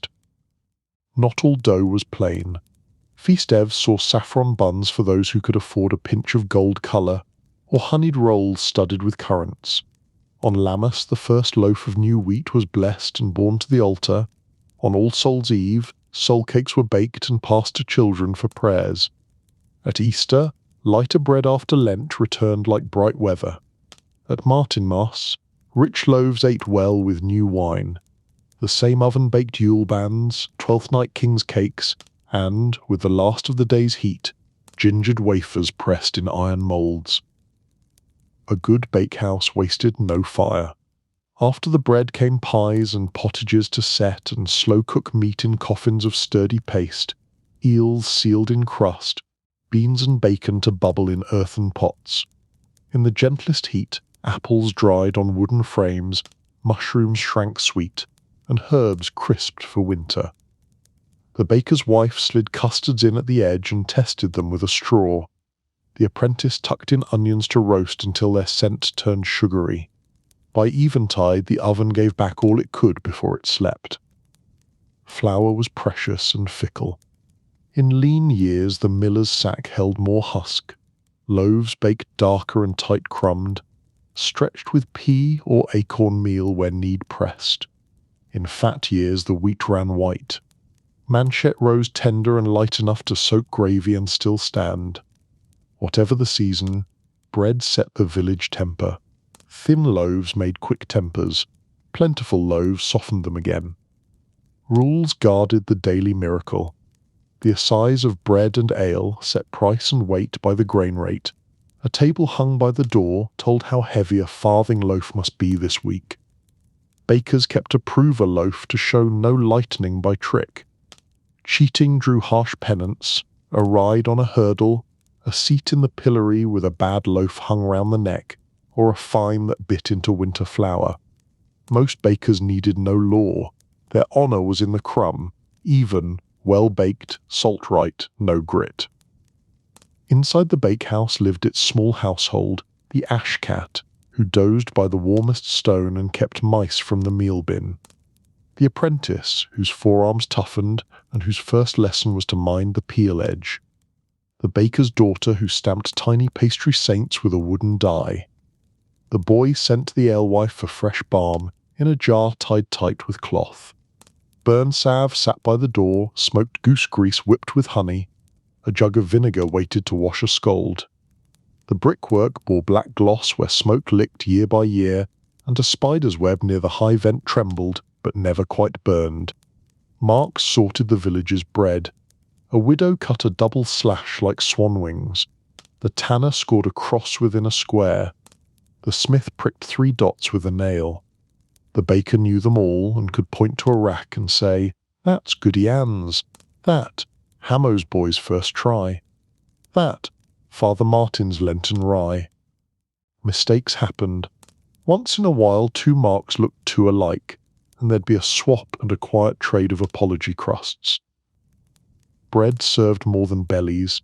Thick yesterday's rounds, trencher bread, lined platters at dinner, soaking meat juices until they turned rich and soft. Then poor neighbours or the almonry received them gladly. Stale ends were diced into pottages or fried in dripping for farmhands' dawn meal. Hard biscuit baked dry kept soldiers and sailors alive on long marches and rough seas. Sweet rusk eased babies' gums. The priest's wafer, thin and unleavened, was the one bread the bakehouse did not make. Its wheat was milled white and handled in another sanctity. Quarrels visited sometimes. Someone muttered that the miller's toll ran heavy. Someone else swore the baker kept a sly loaf for himself. A jealous tongue said another house stole heat by slipping pies in without paying. A peal thumped the floor, a firm word levelled the room, and custom laid its cool hand on shoulders. Most days heat and laughter swallowed small sharpnesses whole. Season set the feel of the place. Winter meant dense loaves and early dark, frost rimming the door lintel while fire roared within. Spring wore the smell of damp flour and the joy of first wheaten loaves after fasting. The baker pared fuel careful when green wood smoked. Summer required a watchful eye. Dry rafters and sparks were poor friends. Autumn was a feast of work, barns full, mill wheels singing, oven doors opening and shutting like bellows from dawn to dusk. By late afternoon, racks filled the room with a forest of brown and gold. Children queued for heels. Teamsters bought hot rounds to split with onions and salt at the cart side. Wives cradled loaves in aprons as if lifting babies. A traveller with road dust in his cuffs swapped a tail for a loaf and laughed at the cat asleep on the peel. News flew faster here than on any herald's horse. As the last batch cooled, the baker tended his quiet chores. He scraped and patched a crack in the dome with clay and sand, reluted the door, swept flour from corners before it soured. He rubbed a nick out of a peel with sand, hung rakes straight, shook ash from the scuffle, set tomorrow's leaven with a handful of flour and a breath of warm water. He chalked tallies, tied coins into a cloth, and set aside one good loaf for the poor bench and one for the priest's table. Dusk gathered. The oven's breath softened from blaze to warmth. The cat stretched and owned the hearth. The bakehouse smelled of crust, smoke, and the faint sweetness that lingers after heat. Outside, curfew bells thudded across roofs. Inside, the baker draped cloth over the kneading troughs, banked embers to coals, and barred the door. Night gave the oven back to the village. Its slow-dying heat warmed a corner where old knees rested. It dried wet cloaks hung on pegs. It kept a newborn's bathwater temperate for a mother who had asked. The walls held the day's voices, gossip and blessing, small worries and larger mercies, the way a good crumb holds butter. And then, before stars faded, it began again. A hand on the latch, kindling stacked, flour dust in a shaft of early light, the first hiss of a damp mop on hot stone, the first two loaves riding a peel into brightness. When you imagine medieval food, smell this room first. Smoky, fragrant, full of patience and neighbourly talk. Here hunger was held at bay and a community stitched itself together, loaf by careful loaf, day after ordinary day. If the bakehouse fed the body and the alehouse cheered the spirit, then the great hall of a castle or manor made food into pageant, promise and power. To step into such a hall on feast night was to walk into light and warmth beyond ordinary measure. Banners stirring in the roof draught, a fire great as a small room breathing at the open hearth, long tables braced on trestles and already dusted with flour from the pantry, the air woven through with roast and spice and resinous smoke. Long before a trumpet sounded for the first course, the campaign began. The household's officers, steward, marshal, pantler, butler, clerk of the kitchen, unrolled lists and chalked tallies on boards. From the larder came sides of beef, boar and mutton salted since winter, fresh-killed venison from the park, geese and capons from the steward's own demesne, carp and pike from the stew ponds, live eels writhing in tubs. From the spicery, pepper, grains of paradise, ginger, cinnamon, cloves, mace, saffron, dear as coin, sugar in glittering loaves to nipped with iron nippers. The dairy sent butter and fresh cheese, the orchard, apples and pears stored cool in straw. In the pastry, cooks raised coffins, thick-walled pastry cases meant to bear heavy gravies, While in the bakehouse, the day began with manche loaves fine and white for the dais and cheat or maslin bread for the lower boards. The kitchen was a kingdom with ranks and rules. Scullions hauled wood and heated water. Turnspits, soot-streaked boys, lay prone and pushed iron dogs to keep haunches turning before the blaze. Potboys tended cauldrons big as baths. The master cook, knife tucked in belt, moved like a general, tasting pottages, ordering sauces, judging ovens with the back of his hand. One hearth simmered a green pottage of leeks, parsley and marrow. Another boiled a fish broth for Fridays. In a side room, the saucier ground almonds to milk and strained them through fine cloth. In the scullery, knives and boards were scoured with sand until the grain showed pale. Kitchen bells rang for the butler to send up wine, the pantler answered for more trenchers, the ewery warmed water for hand-washing, and laid out ewers and towels as if for chapel. Meanwhile the hall was dressed to speak. Fresh rushes were strewn underfoot and strewn with sweet herbs, sage, rue, meadow-sweet, to tame the stable smoke tang. Tapestries hung against draught and to preach the house's story, a hunt caught in thread, a saint's miracle, a border of snarling beasts tamed to a pattern. Candlesticks of latten were polished with ash. The salt, a high-standing vessel, was set at the Lord's right as a bright mountain that mapped the night. Above the salt, the honoured, below, the rest. On the dais a cloth of damask or good linen lay ironed smooth, and carved chairs waited under a tester canopy. Lower down, boards and benches spread like a river, pewter basins set at intervals, trenchers stacked, drinking jacks and mazers rubbed to a glow. Musicians tuned in the screen's passage. The herald studied his seating lists. Guests arrived in a rust of fur and damp wool, mud brushed from boots at the screen's passage. Vassals, knights, abbots, neighbouring lords, favoured merchants with the look of men comfortable around money, a poet with a borrowed mantle, a minstrel with a lute, a falconer with a hooded bird for show. Swords might be peace-bound, daggers left at the door if custom or temper required. The steward and marshal set places, reading rank like a ledger. Kin and councillors near the salt, envoys and abbots facing the dais, stout captains and worthy tenants below, servants and messengers at the far boards, peasants and townsfolk pressed in the screens to watch, to run dishes, to collect the wonder like embers to carry home. There was ceremony before there was meat. The almoner passed to the gate a basket, and a promise bread set aside for the poor waiting in the dark. The ewerer poured warm water scented with rosemary over each guest's fingers into a basin, drying hands with linen as bright as altar cloth. Grace rose like a small tide, short on an ordinary saint's day, long on a great one, and then the trumpet sounded from the screens, and the first remove marched. Bread and salt began every piece. Manchet, snow-white, fine-crumbed, was set at the Lord's table, maslin and cheat for the rest, trenchers cut from yesterday's loaves to bear gravies and fat. Pottages came heavy and fragrant, jewelled with marrow, strewn with herbs, then roasted fowl, capons, swans on very great days, peacocks redressed in their own shimmering plumes like a miracle, haunches of venison steamed, boar's head bristled and glistened, and pies arrived the size of drums, their coffins strong enough to travel to the buttery later. The carver at the dais drew his long knife in flourishes for show and precision for honour, naming each cut as he parted it, this the fair slice, this the humble. Between removes those formal waves of dishes, Hall breathed and played.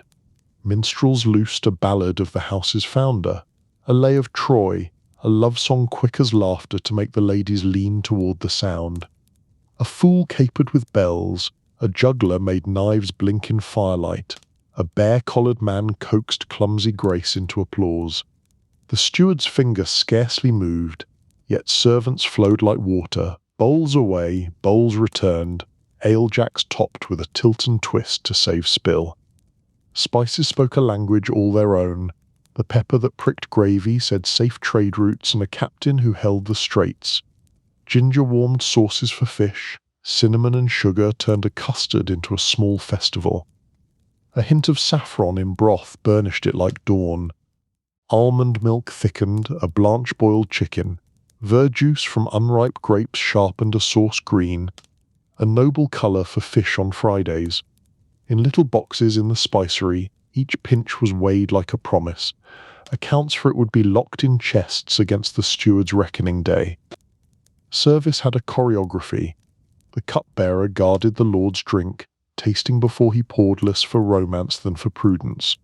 The butler kept rank with wine, Gascon red for the dais, Rhenish white for honoured guests, strong ale for many, small ale for the pages running like wind between boards. Dishes obeyed the order of the banquet, pottage and roast, then entremets, showpieces, sometimes edible, sometimes more theatre than food. A pastry castle garrisoned with marchpane soldiers, a pie that loosed songbirds to the rafters, a subtly moulded sugar dolphin at sea on a tray of blue-dyed salt. After that, sweets and fruit, marchpane stamped with the house badge, wafers thin as a saint's patience, spiced wine, hippocra poured warm and perfumed to lay the meal gently down. Manners were their own music. Few forks lived at table, knives and fingers did most of the work, and custom kept it clean. A man cut for his neighbour, not himself, dipped only bread into salt, wiped blade before it kissed the common dish. One drank with care that no grease filmed the maze's rim. One didn't scratch at itch, or pick teeth with a knife under the tapestry's gaze. The salt marked a frontier. To be seated above it was favour, to be sent below was still honour, but measured. Not every day gave meat. Fast days and vigils turned the feast to fish and dairy, pike and galantine, eel pie scented with mace, lampreys for those who liked their stubborn richness. Almond milk did the work of cream. Butter slid over peas on days when the rule allowed. Even then, grandeur remained. Subtleties in sugar, gilded wafers, fruits preserved in honey and spice that tasted of far shores. Seasons spun the menu like a wheel. Winter's board blazed with boar's head crowned in bay, beef in mustard, mulled wine deep as garnet, and nuts cracked underfoot. Spring brought lamb with green sauce, tender chickens, fresh cheese, and salads dressed with violets and mint. Songs were lighter then, windows opened to river air. Summer let the feast spill to a cloister gart or garden, trout laid on fennel, cherries tumbling in bowls, new peas sweet as gossip, fountains playing counterpoint to harps. Autumn was king. Geese fattened on stubble, venison from the rut, quinces and apples baked in coffins, new ale clear and proud, casks of wine hoisted from cellar with a cheer. Order kept splendour from collapsing into chaos. The marshal watched for quarrel flint. A jealous glance, a cup drained too recklessly, a word edged too fine. A bench shifted here, a dish diverted there, and tempers cooled. The steward's eye was everywhere. A page loiterer, a trencher too long uncleared, a candle burning to smoke. The chaplain's look cooled a coarse verse. The fool's quick tongue lanced a swelling vanity, before it rose to fever. Beneath shine ran accounts. In the counting room the clerk tallied pepper by the ounce, wheat by the quarter, firewood by the cart, candles by the pound. The butler kept tally sticks for wine drawn from butt and pipe. The pantler marked loaves issued and trenchers returned. Waste was a small sin in a poor year, and a great one in a lean. The almoner gathered what ceremony loosened, soaked trenchers for the hospital, broken meat for the poor line at the postern, bones for broth in the servants' hall. Dogs, more polite than tales allow, lay under tables catching only what fell by permission. Children fell asleep against mothers' mantles. Envoys leaned shoulder to shoulder in the screen's passage, discussing roads and tolls. A pair of minstrels argued, softly, the best verse to flatter a lady whose laugh struck like wine.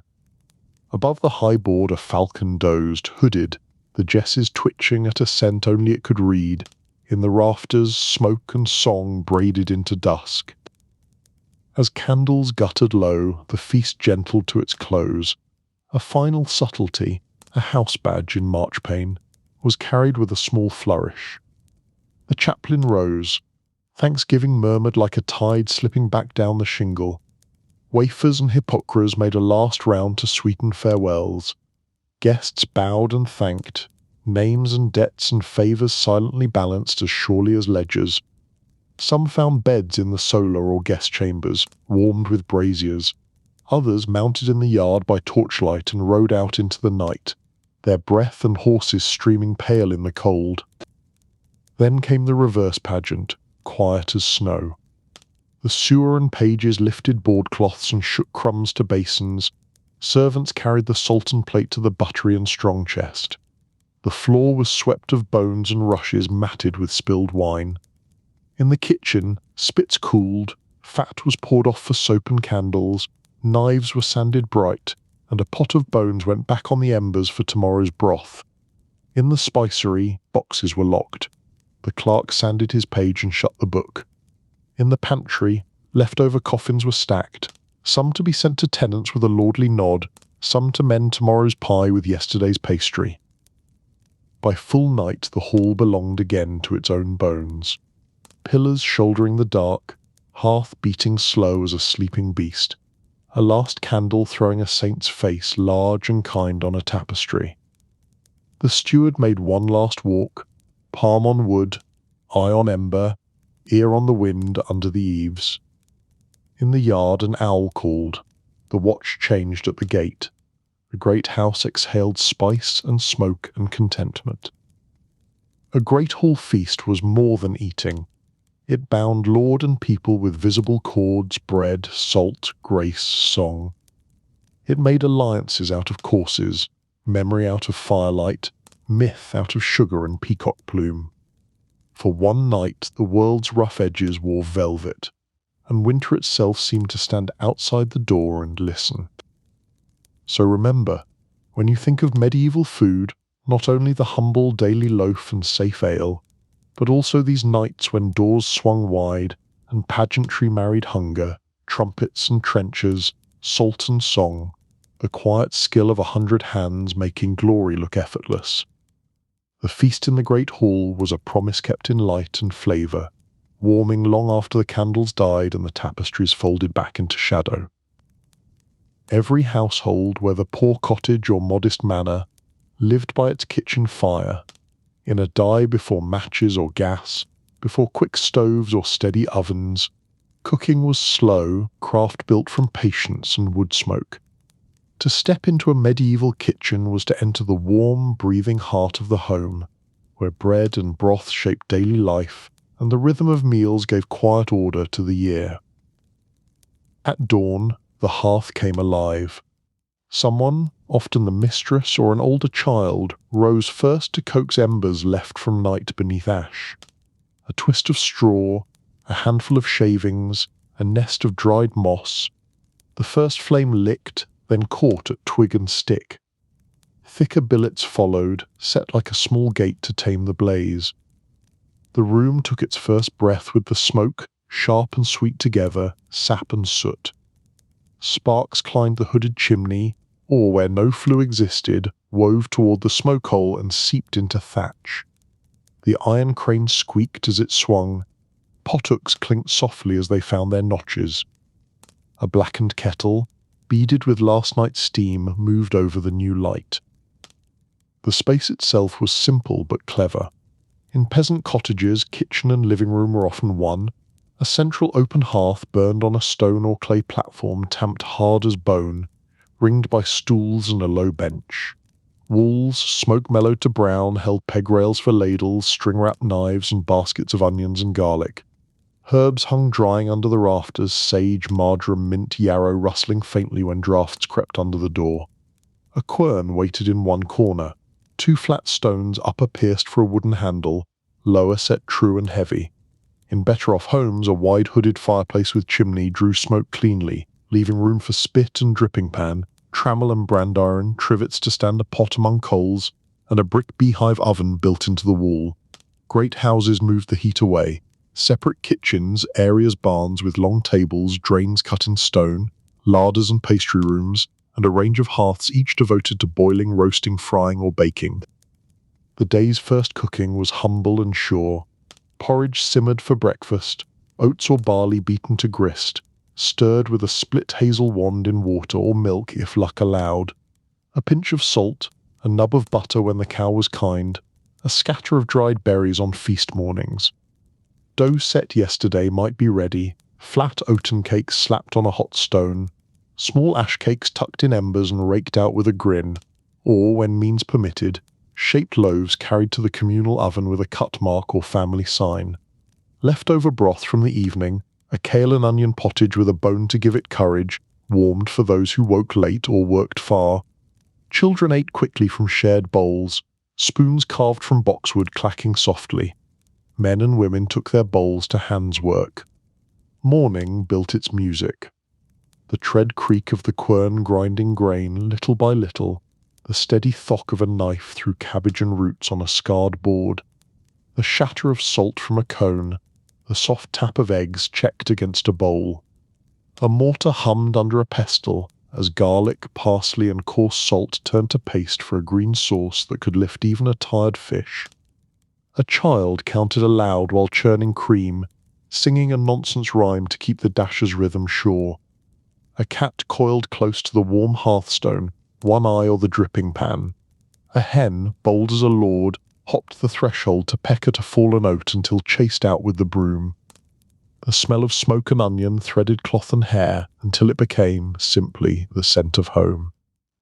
Fuel was precious and planned like coin. Faggots were tied and stacked all summer, billets split and seasoned under a simple lean-to, where wood ran scarce, peat blocks dried in sun and burned with a mellow root-sweet smoke. Dung, pressed into cakes and sun-hardened, made steady heat for slow stews. A good firekeeper knew her embers, how to bank coals at noon beneath ash, so the hearth would wake at dusk, how to shade a stew with a ring of cooler cinders and bring a pot to the boil by pulling it close to the heart. Flint and steel were slow, tinder grudging. The household spark was guarded more jealously than keys. Midday meal dinner was the day's anchor for ordinary folk. The pot took what the garden and season gave, leeks and kale, turnips and peas, beans soaked since dawn, barley to thicken and make a spoon stand bold. A smoked ham bone might tour the pot through winter weeks, lending salt and story before it was gnawed by the dog. On Fridays and fast days, fish, fresh from river on lucky mornings, or salt herring soaked and rinsed, set with onions, verjuice, and a pinch of mustard seed. Eggs came when hens remembered spring, curds were cut for fresh cheese, apples sliced into a skillet and fried with a dusting of flour and honey if the hive had been generous. Always bread, dark rye and maslin in poor years, lighter wheaten loaves in rich. A jug of small ale stood by like another family member. In better kitchens the pageant multiplied. On one hearth a pottage jewelled with marrow, on another a white stew of capon with almond milk and ginger. Spits bore haunches that turned and hissed. A boy with smoke-blackened cheeks pushed the spit wheel, his glance flicking to the dripping pan he must baste from. A fritter batter rested in a cool corner, scented with ale. A custard trembled in a clay dish at the edge of heat. The saucier slipped wine into a pan and scraped the fond with his knife. The pastry cook sealed a rabbit pie in a hot water crust sturdy enough to travel to the Lord's board. A scullion scrubbed pans with sand and ash until the bronze shone through soot. A steward took stock with a chalk and board, salt levels in the hogshead, smoked sides hanging safe from mice, a whisper of pepper in the spicery jar. Tools earned their keep by the day. The peel slid loaves and pies into the oven's glow. The trammel ratcheted pots higher and lower like a measured prayer. A pot crane swung out to save wrists from firebite. Skimmers lifted fat into a pot for soap. Ladles wore down to ovals that matched the hand that wielded them. The baker's lame scored loaves with a cross or barley sheaf. The flesh fork turned meat without tearing. The griddle warmed oatcakes. A posnet with 3 little legs marched directly into the coals to fry apples in bacon fat. Even ashes had purpose. Lye water, drawn through ash in a trough, scoured grease and sweetened beans when a handful of ash went in the pot. Season and church shaped the kitchen like weather. Spring woke the dairy, milk foamed in pails, butter patted into rounds and stamped with a carved flower. Nettles and sorrel turned broths green. Eggs returned like blessings. Lent thinned pots but thickened invention. Almonds ground to milk. Fish days filled with herrings in mustard, eels in pie, pike with green sauce, and root veg made noble with spice. Summer offered plenty and demanded forethought. Beans strung for drying, herbs bundled and hung, cheeses turned and salted, fruits sliced and laid to sun or simmered into preserves. Autumn worked like an army. Slaughter days crimsoned the yard, hams salted and hung, sausages twisted and smoked, apples, quinces and pears stacked in straw, mustard ground, vinegar brewed, great brewing of ale-filled tubs and tons. Winter slowed the sun and lengthened the stove's patience. Long stews, dumplings dropped like comfort into broth, onions roasted in ashes and eaten with salt, and careful counting of sacks and jars until Candlemas lightened the moods. Festive cooking transformed the familiar. On saints' days and weddings, dough sweetened with honey and egg braided into crowns, spice crept into pies and tarts, wafers pressed thin between iron plates and dusted with sugar, marchpane where purse allowed, moulded into little beasts and saints' emblems. Neighbours came for the killing and stayed for the boiling. A whole pig turned on the green while the kitchen sent forth trenchers and sauces. Children darted like starlings, thieving raisins and being thieved of by a laughing aunt. The priest blessed the loaf, the fiddler scraped a tune. The kitchen hotter, louder, kept its order like a ship. Hoarding and hygiene shared a bench. Sparks leapt, so water buckets, sand baskets, and a soot brush sat ready. Ash was swept daily, but a velvet of smoke lacquered beams over years. Once a season, the kitchen was scoured head to hearth. Water was hauled, always hauled, from well or stream, cold in the wrists, heavy on the yoke. Every rinse cost sweat. Yet order reigned by custom, knives hung with points down, flour bags tied against mice, herbs labelled by where they hung. Clean and not yet clean bowls lived apart. A cloth draped over the milk to keep flies out counted as wisdom more than finery. Conversation kept pace with the simmer. Women traded gossip and remedies over dough, plantain for a burn, honey and vinegar for a wound, rosemary for memory. Men mended rakes or patched shoes by the coals and added their weather lore. Halo round the moon means rain. A cat washing behind the ear means wind. Children learned by watching and doing. Recipes passed as measures of eye and palm and spoon, to the size of a walnut, enough to coat the spoon until it looks right. Prayers stitched the work, a cross over a loaf, a muttered grace, a rhyme to keep hands honest. Evening meal supper was lighter but beloved. Leftover pottage was loosened with a splash of ale or milk. Bread toasted at a forked stick. Cheese sliced, apples cut. A sausage warmed on the griddle and shared. Rushlights and tallow dips chased dusk into corners. The hearth settled into embers that glowed like a cat's eyes. Pots were scoured with sand and a twist of straw. Wooden bowls rinsed and set mouth down. Scraps went to animals, bones to the marrow pot, crumbs to the hens.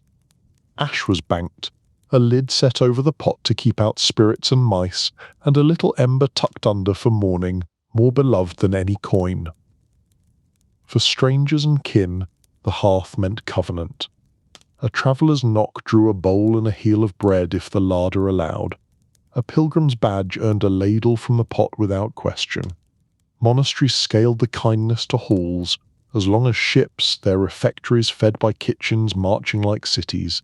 Bakehouse, brewhouse, fish pond, stillroom and herbery, each sending comfort on a timetable that matched the bells. Even the poorest cottage, smoke thick, pot thin, would stretch pottage with water and welcome with warmth. Illness came here for tending. A feverish child sipped barley water and mint. A mother mixed mustard and honey for a chest poultice. A cut was washed with wine and bound with clean linen kept for that mercy. Small ale steadied the sick where water could not. Broth nourished mouths that could not chew. Birth pains were paced by the kettle's singing. Death watchers warmed their hands over the fire and softened bread for the old. The kitchen held births and wakes without surprise, its floor salted with tears and flour in equal measure. Beyond the walls, the world's scale echoed in the pot. Famine made the pottage thin, and the bread mixed with pea meal or acorns washed and ground. Good years raised hearts and loaves together. A pinch of pepper told of trade that threaded seas. Saffron stained rice for great days in halls far richer, but e'en where spice never came, thyme and leeks and onion made a kingdom of taste out of the garden's reach. Night drew its line softly. After prayers, the family sat a moment in the wash of coal light, a last story told, a last stitch taken, a last check that nothing would catch in the dark. Embers were covered, the heavy pot slid aside, the dog curled against the warm hearthstone, the house exhaled wood smoke and bread. Tomorrow would wake the same ember to flame, grain to porridge, water to broth, dough to bread. Though humble, the medieval kitchen was the stage for life itself, birth and healing, feast and famine, love and quarrel, prayer and laughter. Here the day was measured without clocks, by boiling and resting, by rising and baking, by bells and bellies. Its smoke rose each morning, a small flag of survival. So when imagining medieval home, begin here, at the kitchen hearth. Watch the quiet mastery of hands that never wrote a recipe, and yet kept a family alive. Hear the spoon against pot and the low talk under steam. Smell the bread that forgives a hard day. Fire and patience turned earth and water into warmth. The hearth was the heart, and it beat the centuries through, one steady meal at a time. Step outside the smoky warmth of a medieval kitchen, and you meet a space as vital as the hearth itself. The cottage garden. Modest in size, fenced with woven willow or rough stone, it was not a place of idle beauty but of life and survival. Here grew the greens for the pot, the herbs for healing, the dye plants for cloth, and the flowers that whispered both faith and hope. Most peasant gardens lay close to house, safe from wandering animals. A low wattle fence kept out geese and pigs, sometimes hawthorn hedge or a simple ditch marked boundary. Fence posts sprouted living shoots and became hedges over years. Inside, soil darkened by years of compost and ash, lay in raised beds edged with stones or woven hurdles. Narrow paths of trodden earth kept muddy feet off tender roots. A few fruit trees leaned over apple, pear, plum, often grafted by a travelling gardener or monk. Bees hummed among spring blossom, and in summer the shade kept lettuces sweet. Tools were few but faithful. A broad spade shod with iron for turning sod, a two-pronged fork for loosening, a wooden rake, a hoe with a narrow blade to sever weeds at neck, a hand knife for harvest, a dibber to set beans and leeks, and a wicker creel or two for carrying weeds and compost.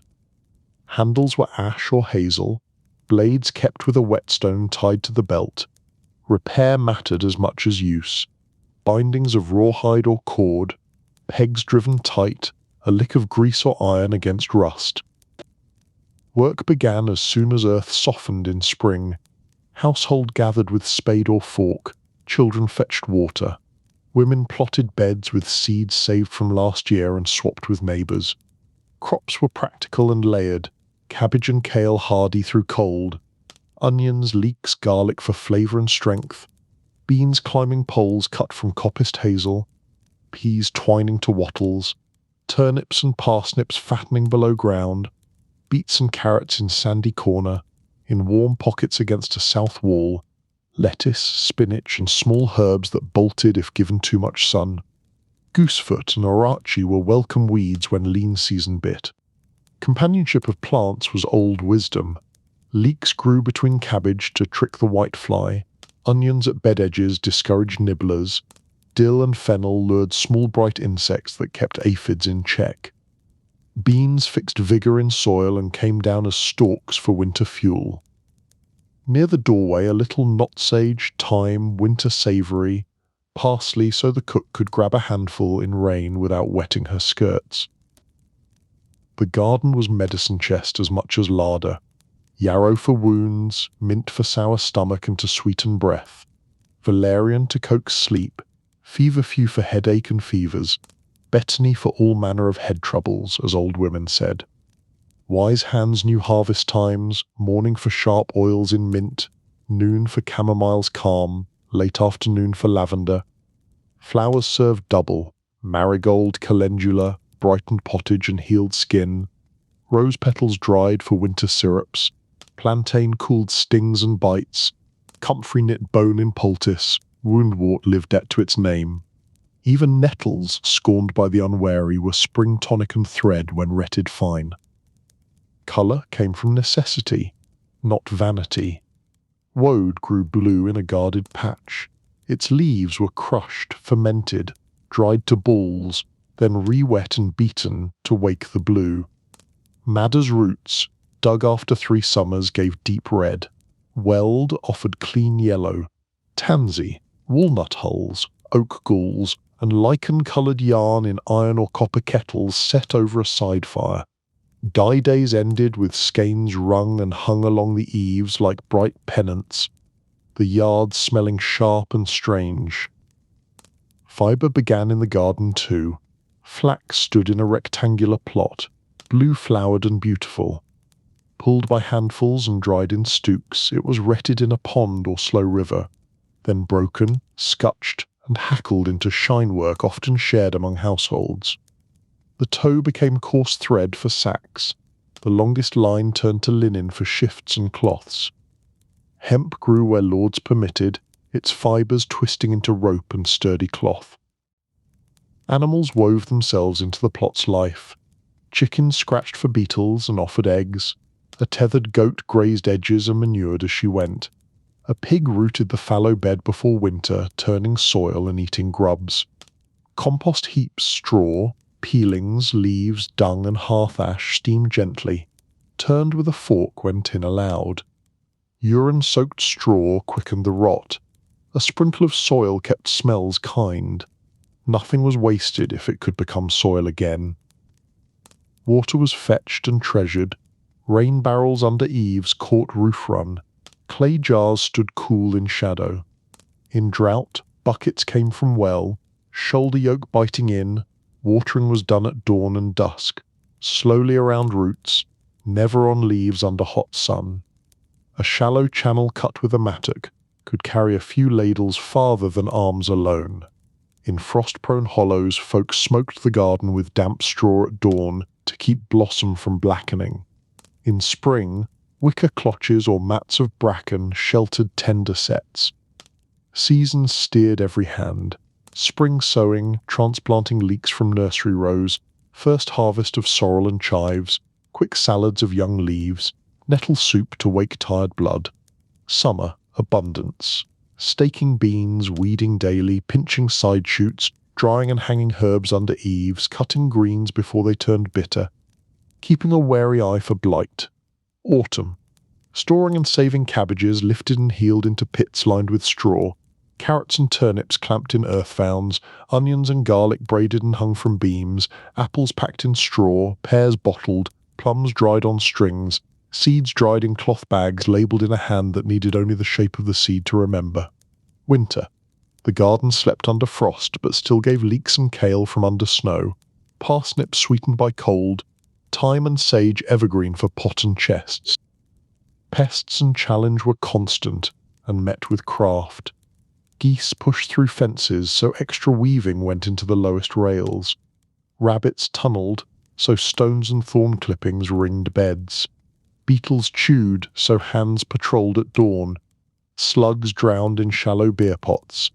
Flea beetles baffled by ash dusted lightly over leaves. Cabbage worms plucked and fed to hens. Scare lines of feathers and shells rattled in wind above peas. Plants that suffered were moved next year. The worst corner rested under buckwheat or lay mulched and left to heal. Order sat beside wildness. A saint's cross or little painted icon tucked in a corner.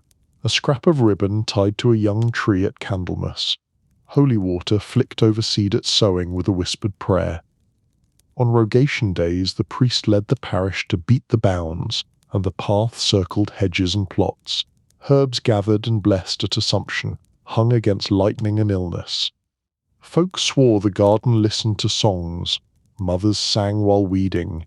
Old men muttered weather rhymes as they hoed. Children learned here as surely as in church.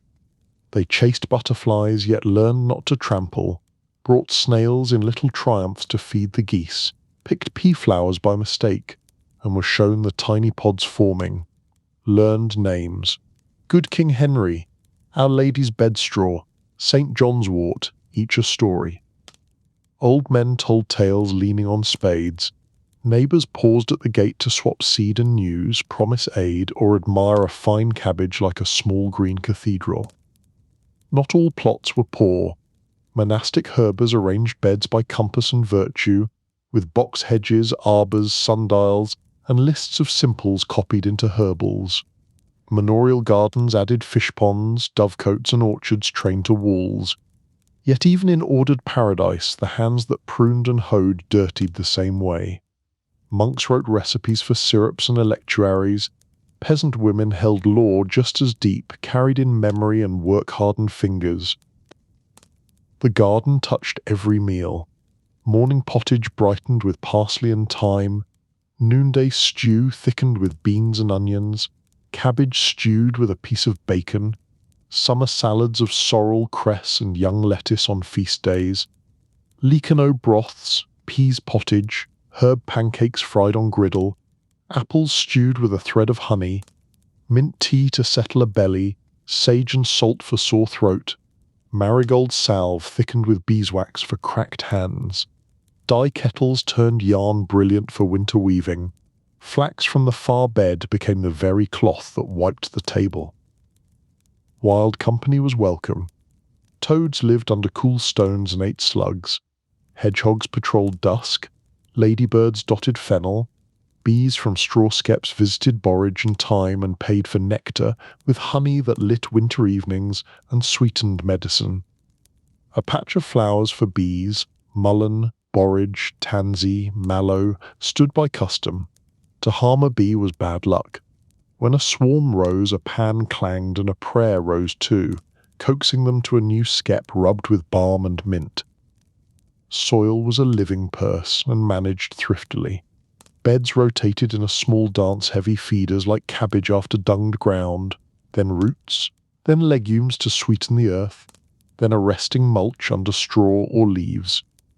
Hearth ash lined sour soil, crushed shells from the river went on onions, soot discouraged pests and fed beans.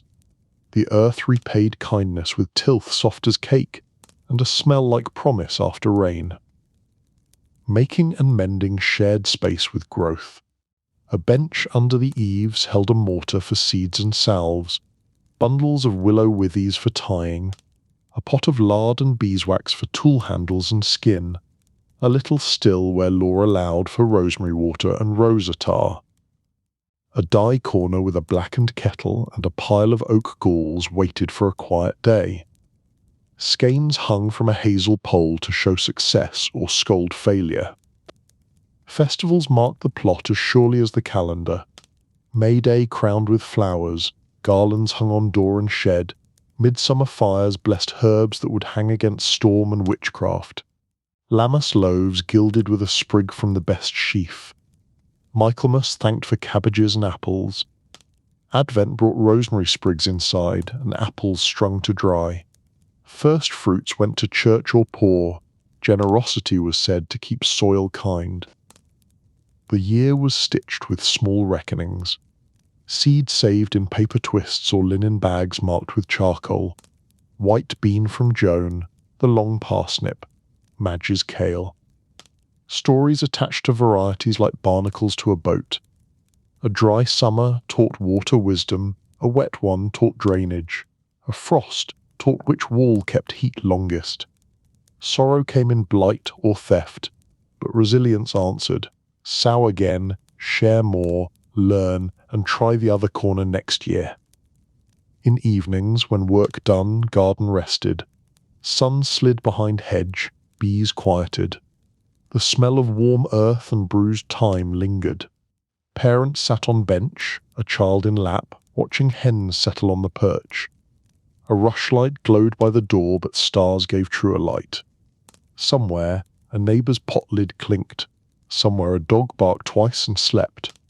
All day's food and medicine whispered out there, breathing gently, waiting for tomorrow's hand.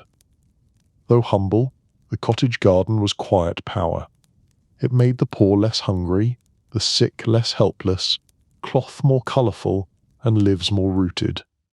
Each seed sown was an act of faith against winter's lean. Each herb cut bound family to centuries of tradition. In that small fenced patch, buzzing with bees, green with cabbage and sage, survival and simple joy grew side by side, season after season. Outside, night has come early. Snow lies deep on thatched roofs, and wind rattles shutters with long, low sighs.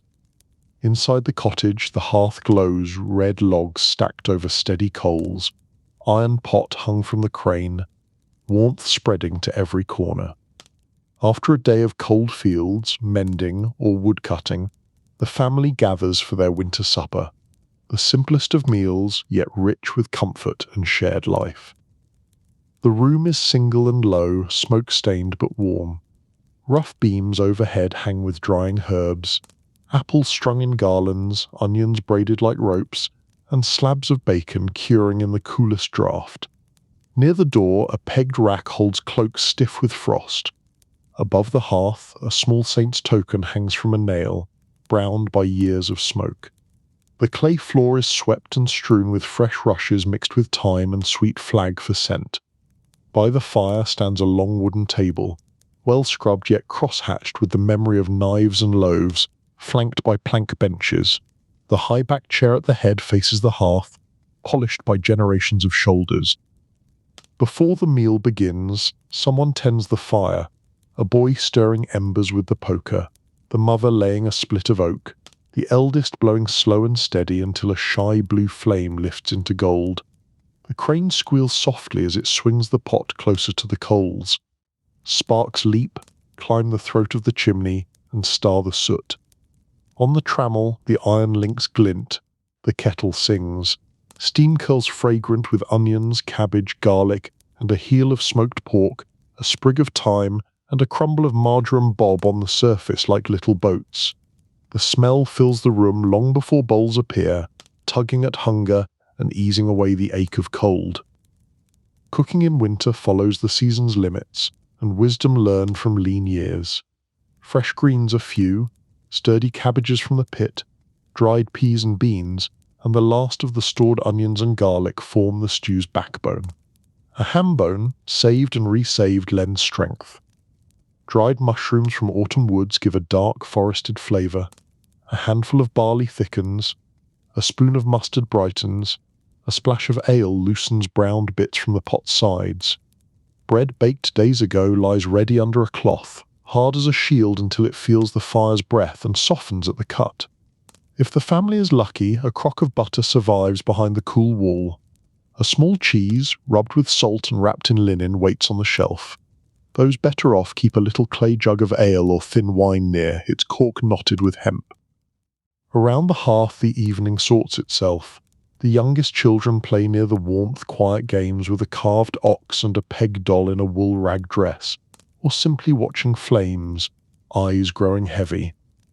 The eldest girl slices bread against her thumb with the small kitchen knife, then rubs each heel with a clove of garlic for the grown folk. One boy brings water from the barrel kept inside so it will not freeze, moving carefully so the ice rim does not slop against the sides. Another crushes a pinch of salt from the horn and measures it with practiced fingers. Talk drifts and eddies, weather guessed from the ring around the moon, hopes for next market, the Reeves news about a broken bridge, a story of a saint whose candle would not blow out in a storm. Sometimes neighbours or kin stamp in from the snow. Winter nights can be lonely. A guest brightens the room. They knock once, twice against the wind, then shoulder through, laughter and cold air arriving together. Cloaks are hung by the door, mitts laid on the bench to dry. They bring their own small offering, a knot of leeks, a pot of dried apples, a skin of small beer, and pour out talk like warm water. Whose cow will calve first, which field's boundary stone needs setting straight, whether the miller has mended his sluice. Hospitality matters, even when food is plain. Sharing heat and bread is holy work and human comfort. By the time the stew settles to that thick, companionable plop that cooks recognize as readiness, candles or rushlights are already lit. One rushlight stands in its iron clip, its flame steady. A tallow candle, saved for feast days and visits, burns on the high shelf and doubles itself in the sheave of a pewter mug. The mother, or whoever rules the hearth, lifts the lid with a rag-wrapped hand, inhales and nods. She ladles into wooden bowls the stew heavy and steaming, dotted with coins of carrot saved from autumn. Father carves extra meat if any waits in the pot's shadow. Shares are not equal, but they are fair. The old and the labouring get a little more, the small ones smaller bowls but extra bread to fill the corners. Before eating, a brief prayer tightens the circle. The eldest touches the saint's token and speaks gratitude for food, for unbroken roof, for the fire's small sun. A murmured amen, a shared breath, and the dance of spoons begins. Eating is slow and companionable. Spoons scrape wood, bread soaks broth until it glows, steam beads lashes and turns cheeks pink. Between mouthfuls, voices lift again. Tomorrow's chores counted mending harness, fetching faggots from the copse, knocking ice from the trough, carding a basket of wool. The mother reminds the eldest to set the sourdough to rise near the warm ash. The father weighs whether the pig could be pushed another fortnight before slaughter. Someone begins a small joke at the reeve's expense. Someone else counters with a proverb older than the roof. Outside the wind mutters, but it seems far away. On feast nights, Christmas, Epiphany, or a Saint's Day, recipe brightens. A small roast turns on the spit, basted with ale and a pinch of precious pepper. A pan of apples, cored and stuffed with honey and raisins, sizzles at the hearth's edge. Thin cakes of wheat, hoarded flour beaten with eggs and milk, bake on the griddle. Candles multiply. A sprig of holly or box stands in a mug. Carols rise not grandly, but true, in dulce jubilo with half-remembered Latin, or a local cradle song with a refrain that fits any season. Children receive nuts and a strip of candied peel. Even the poorest keep a small sweetness for holy nights, trusting that joy invites blessing. Light and shadow weave quietly in their high old loom. Fire throws dancing shapes over beams, bunches of sage and rosemary, a twisted rope of onions, a row of wooden spoons, the long-handled peel for bread, a sickle hung until spring. The cat purrs at the hearth's edge, paws tucked, eyes narrowed to slits of satisfaction. The dog, snow still melting in his fur, claims the draught by the door with a grunt. The crack and pop of logs joins the hum of talk. The iron pot ticks as its heat settles. Once, far away, a fox yips and is answered by silence. Time loosens its belt and sits down with the family. After bowls empty, useful bust resumes. The eldest tips a kettle and rinses dishes with hot water, ash and sand scour away grease. A twist of straw dries the wooden bowls. Scraps go into the pail for pigs. Bone returns to the pot for tomorrow's broth. The crane creaks, swinging the pot off the direct heat. The fire is banked, coals drawn into a small hill, ash poured over like a blanket, a green stick laid so that dawn will find a core of red to coax awake. The sourdough crock is nested near the warm side, covered with a cloth that smells of flour and clean hands. Beds are made ready, pallets pulled close to the hearth for little ones, a straw tick shaken and covered with a wool blanket patched and repatched. Cloaks added where cold gnaws worst. The baby, if there is one, nests in a wooden cradle with rockers cut by a grandfather now gone. The cradleboard bears a carved cross and a curling vine. The eldest lays out tomorrow's hose to warm the rime from them. Leather boots stand near, but not too near the fire. Between chores comes the quiet industry that stitches winter together. Father mends a harness strap, all biting rhythmically, his thumb leathered by the work. He rubs tallow into the cracks of his boots and holds them up to the firelight to see the shine. Mother spins by the glow, the drop spindle humming, a fine thread drawing from wool teased by the youngest's careful hands. An older boy whittles a spoon from a scrap of apple wood, coaxing the bowl smooth. The girl patches a heel with a darning mushroom and a needle, a small miracle made of neatness. Music arrives without fuss. If there is a pipe, it's tuned with the tongue and played plain. More often it's the voice, low and close, a lullaby that knows every knot in the rafters. Ballad verses get traded and mended like clothes, the hunt of the boar, the ship that never came home, the saint who tricked the devil into mending a church roof. Laughter lifts and settles, a hand brushes a child's crown, the dog sighs in blunt contentment. Beyond the door, the world is vast and cold. Snow falls softer now, muffling the lane, rounding the tops of hedges into sleeping beasts. The church bell counts the hour, slow, bronze, forgiving, and the sound comes like a blanket from the dark. A wolf may howl from the far wood and be answered by the wind. The river groans under its new skin of ice. But inside the cottage there is order and heat, bellies full, hands busy or folded, the small, strong fortress of shared breath. Sometimes the night invites a visitor from need. A stranger, hat in hands, asks for fire to light his way. A widow brings news of a cow in trouble. The midwife knocks softly and is given a warmed stone for her pocket. The door opens and shuts, the draught follows and leaves, and the rules of care hold. A cup of hot broth, a slice of bread, a coal carried in a lidded pan, a brief prayer spoken at the threshold. Before sleep there are reckonings.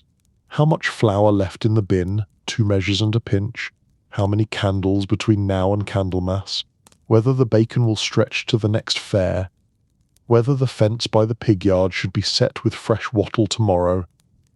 The ledger of the mind clicks with kind accuracy. Trust, not fear, closes its cover. Enough, if careful. The last acts are old and sure. The latch is set with its wooden bar. The cat is coaxed inside. The dog is left to his watch because he would not have it otherwise. The embers are checked again, and the ash smoothed. The rushlight pinched out between wetted fingers. The room shrinks into the radius of the hearth's red heart. A final tale, a final prayer, the sign of the cross drawn on the air with a soot-smudged thumb. Sleep settles as snow settles. Children breathe in a small chorus. The spindle rests in its basket. The awl and the needle lie side by side like old companions. The fire's last whisper is a thread of orange under grey. Above it hangs tomorrow's pot, already rinsed, ready to become porridge at dawn. Outside, the night keeps its cold counsel. Inside, warmth and the memory of stew, the sweetness of bread, the lamp of laughter. Such suppers repeated through the hard months built quiet survival. No lutes or silks, no golden trenchers, only thrift, patience, and the sacrament of sharing. These meals held Europe steady as any charter or wall, binding households with heat and habit, teaching children that plenty could be made of little if hands are willing and hearts are kind. So when you think of medieval home, picture not only toil and hunger, but also this winter supper by the hearth, slow stew and sturdy bread, lamplight and work-worn smiles, stories braided with steam, and the dog's contented sigh. In that ordinary grace, body and soul were kept warm through the long dark, one spoon, one log, one kindly word at a time. Before the first bell of dawn rang across the courtyard, The castle kitchen was already awake. Its walls of thick stone held the night's chill like a memory, but inside, a dozen small fires glowed where embers had been banked beneath ash. The air was scented with smoke, yeast, and damp herbs. Faint light pushed through horn-paned windows still drowsy with frost. Soon this quiet hum would become a roaring, bustling heart of labour, but for now it stirred like some great creature waking, stretching its limbs in sparks and steam. A scullion crept in first, barefoot and silent, to rouse the embers. He carried a bellows patched with waxed leather and coaxed each heap of coals until shy tongues of flame licked upward. He fed them splinters and then faggots, building the long, patient heat a kitchen needs. Behind him came the undercooks, yawning into their sleeves, shrugging off cloaks and pulling on stained linen aprons burnished by years of grease and flour. Without a word they set about the morning, lifting black-bellied pots from hooks, hauling buckets from the courtyard pump, unwrapping loaves baked in the night's deep hours. The great hearth, wide enough to roast an ox, shivered into brightness as the first logs caught. Sparks rose to the sooted vault like a brief swarm of fireflies. On the central boards, candlelight flickered over the day's first tasks. A boy sliced onions and leeks, his knife whispering against the grain. A girl bruised garlic and parsley in a heavy mortar, stone thudding with a steady, mothering rhythm. Barrels were pried open to reveal salt fish stowed in brine. Wheels of cheese were unbandaged, their rinds oiled and sound. Sacks of oats, barley, and einkorn were shouldered to the pottage cauldron that hung higher than a man's head on its iron chain. A pot of yesterday's broth stood to one side, its translucent fat cap lifted away, ready to feed today's gravy and soup. The chief cook entered then, tall and grave, a leather baldric slung with knives, skimmers, and tasting spoons.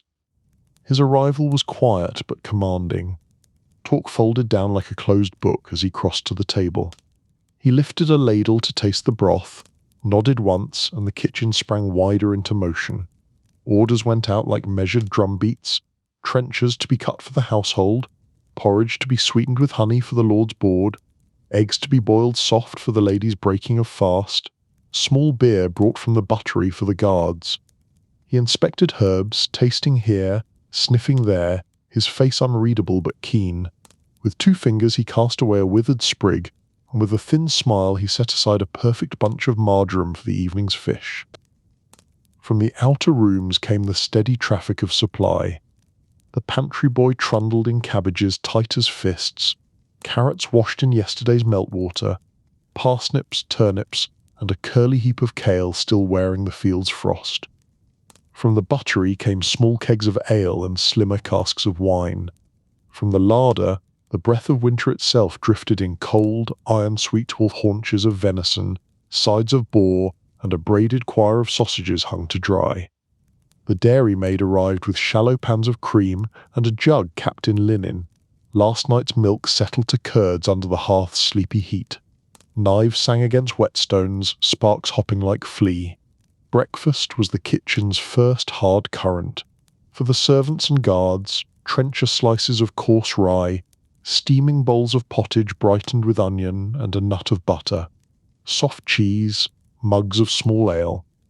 Houseboys bore the trays away at a trot, weaving past dogs with a practised knee. For the lord and lady, manchet bread white and fine, fresh butter rolled and stamped, soft-boiled eggs in pewter salts, pears stewed with cinnamon in a spoon of wine, thin ham shaved from last month's smoke. The cook himself nested these on a salver, fussing the last fig to a better angle, rasping a crust with sugar to glisten in the firelight before he nodded it away under a page's careful hands. When the morning board was cleared, the kitchen turned to its greater labours. The steward had sent word the hunt would return by noon. At night there would be a feast. That meant carcasses to dress and ovens to keep at a steady, sovereign heat. In the larder the boar hung, bled and stiff. 2 men worked the hide loose, one cutting, one pulling, the thick skin coming away like a door from its hinges. A haunch of venison was rubbed with salt and laid in a trough with wine, vinegar, and herbs. A boy pricked holes for the marinade to run and laughed when the cook cuffed him for humming. On the feather-strewn bench, the geese came clean under practiced hands, soft white drifting down to cling to aprons and lashes. Pin feathers were singed to a sweet stink that rose and vanished in the smoke. One corner belonged to the Bakehouse crew. Their brick ovens, already hot from the long night, breathed gentle dragon's breath. Dough lay in mellowed heaps, its surface blistered with tiny bubbles. The bakers turned and knocked it down, folded and rolled, shaped it into loaves with quick, tender palms. Long peels slipped the shaped bread into the glowing maw. A whisper, a hiss, and the fragrance of baking lifted like prayer. On the bench beside them, pies took form. Venison shoulder in a dark, juniper-scented gravy, boar and apple, eel with parsley and wine held in a coffin crust thick enough to travel, sweet apple tarts for the high table, their tops pricked with little hearts. An apprentice brushed each lid with egg yolk, another pinched fluted edges and tucked a sprig of rosemary just so. Across the passage, the pastry and sweetmeats bench ruled its own small kingdom. Almonds were ground to paste with a drizzle of rosewater, pressed through cloth into white milk for custards. Honey warmed with walnuts and a whisper of ginger until it drew a thread from the testing nail. A boy with careful eyes weighed saffron stamens as if they were coins of the realm. Another scraped a nut of mace across a breadboard, releasing a scent that made old scullions sigh. Marchpane figures took shape under nimble fingers, birds, beasts, a tiny castle for the subtlety, painted with plant colours and glossed with sugar water that shone like ice. By midday the kitchen had become a weather of its own, a dry wind of heat from the main hearth, eddies of steam from cauldrons, sudden showers of sparks when a log was set down too hard, a thunder of cleavers, the rain-on-stone hiss of quenching. Knives flashed silver and went dark again. Fish scales shone like coins, then vanished under the blade. Herbs fell like confetti. Onions made boys tear and curse and laugh at one another's red eyes. Dogs pranced along the edges of this world, bold until a broom taught them sense. In the far corner, a bellows boy kept the roast's fire to a steady tantrum, his cheeks as red as the coals. The huntsman came in a spatter of mud and triumph, carrying rabbits, pheasants, a brace of hare, and most prized, a red deer taken clean. The cook clapped the master of hounds on the shoulder. The steward counted under his breath. Then the work surged. Hares skinned quick as pulling off a glove, livers saved for the lord's pie, hearts set aside for the kennel master's fee. Birds plucked, drawn, rinsed in salted water. The stone floor turned slick. Scullions scattered ash and sand, then swept a path for the pastry cook to pass unblooded. Hounds elped and were rewarded only with bones too small to keep. Beyond spectacle lay the quiet necessities. Salt barrels were checked and rolled. The dairymaid poured cream into a shallow pan to clabber for cheese. The herb woman arrived from the kitchen garden with baskets of winter gifts, bay leaves, thyme, winter savoury, leeks that had slept under straw, a handful of sorrel daring the cold. She left also a clutch of remedies, comfrey for burns, fennel for the lady's cough, tansy to keep flies at bay when the weather turned, before melting back into chill air. As afternoon waned, the feast assembled itself like an army on the march.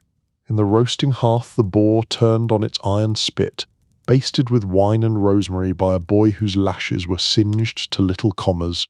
A rack of venison ribs took on a lacquer of honey and pepper. Geese rotated in ordered ranks, their fat pinging softly in the pan below, saved like gold. Fish for the pious guests were gently poached with leeks, parsley, and slices of bitter orange conjured from the cellarer's secrets. On the back bar, sauces found their gloss, cameline thick with toasted bread and cinnamon for the red meats. Green sauce pounded from parsley, sorrel, and sage brightened with vinegar for fish. A pepper sauce dark as dusk for the boar. The cook tasted each with a bone spoon, eyes half closed, and adjusted as if listening to a choir and finding one voice sharp. Meanwhile, the kitchen met lesser needs without pride but with precision. A tray of light wafers and almond milk climbed to the lady's solar. A plain bowl, well seasoned, went to the chaplain, trencher and stew for the gatewatch, a rice pottage for the lord's elderly aunt who found meat hard to manage. The cook kept tally in his head, tapping his knife against the board when someone tried to claim twice. Between the main hearth and the bake oven stood the scullery kingdom of hot water, sand, ash, and raw knuckles. Scullions sluiced platters, scrubbed pots black to a sullen shine, scoured knives with pumice, and set them to dry in ordered rows. Buckets steamed, benches dripped. Their corner smelled of lye and mist. The head scullion, a woman with arms like braided rope, ruled it with a stare sharper than any blade. The steward's bell rang from the screen's passage. The high table was set. The mood tightened like a drawn bow. Platters took their places on the staging boards, boar with an apple grinning in its jaws, venison carved in fans, whole trout glazed with an eye of oil, pigeons in pastry, cabbages chopped and buttered, carrots glossed with honey, trenchers stacked like coins. The subtlety stood ready, a marchpane castle with banners of candied peel, a peacock roasted and redressed in its own jewel-feathered skin, head lifted proud, gilded beak gleaming. Pages and footmen crowded the door to the great hall, faces bright, fingers itching to be swift and sure. The cook moved along the line like a general, adding a last sprig, reslicing here, tilting there, setting a carving mark to ease the knife. He glanced once to the steward. The steward nodded. The procession began. Dish after dish went forth under the rush of warm air from the hall's fires, music and talk already rising. The door swallowed the gleam of meat and the sheet of sauces. The kitchen stood for a breath in the sudden, ringing quiet left behind. Then the second labour, keeping the tide even. Platters were readied to replace what the hall devoured. Sauces warmed at the edge of the coals, pasties mended where a careless thumb had dented crust. The small staff meal, thick pottage of barley and pork, heel of bread, a mug of ale, was swallowed standing. Laughter flared, quick and nervous, as they guessed which lord would praise, which would complain, who would spill, who would sing. The cook allowed it for a little while and then lifted his chin. The kitchen flowed back to work as if he had tugged a rope. At length the sweet course was called, and with it the hush of hope even among the weary. Custards trembled in their dishes, wafers snapped clean, comfits rattled into silver bowls, marchpane figures went out to be admired and devoured. The cook watched the doorway until the last sugar gleam vanished. Only then did his shoulders ease. After the feast the world returned in pieces, platters with bones, trenchers soaked with gravy, shells, fish spines like combs, pastry coffins gnawed to edges. Waste was sorted with a thrift older than the castle. Bones boiled for tomorrow's stock, fat saved for soap and lamps, bread for the pigs, sound leftovers for the almoner to distribute at the gate come morning. Dogs were given their due, not a scrap more. The floor was sanded and swept, rushes changed where grease had fallen. Buckets of hot water marched to and fro until the stone steamed like a riverbank in summer. Fires sank to a disciplined glow. The chief cook made his last round, knives counted and sheathed. Spices sealed in their boxes and locked in the pantry chest. The tally scratched with iron gall on a board, boar half, venison quarter, oranges 2, saffron weighed, almonds low. He spared a nod for the bellows boy asleep on a sack, cheeks smudged, mouth open like a fledgling's. Beyond the kitchen, the castle softened into sleep-song dwindling, boots thumping off toward chambers, the courtyard settling under stars. In the kitchen, the last pot hissed itself dry and was pulled aside. A single boy remained to tend the banked hearth, to knock ash over the heart of red, to leave one narrow door latch set just so for the dawn scullion's hand. The room smelled of wood ash and cooling bread and a fatigue as sweet as honey. When the first bell of dawn rang across the courtyard again, the kitchen would wake without mercy or fuss. Fires teased back to life, dough knocked down, knives whetted, orders called. This was the unseen covenant of the house. That warmth, labour, and cleverness below stairs would rise as splendour above. Here, in smoke and steam, in salt and sweetness, the castle's strength was made daily, one trencher, one leaded, one shining platter at a tithe.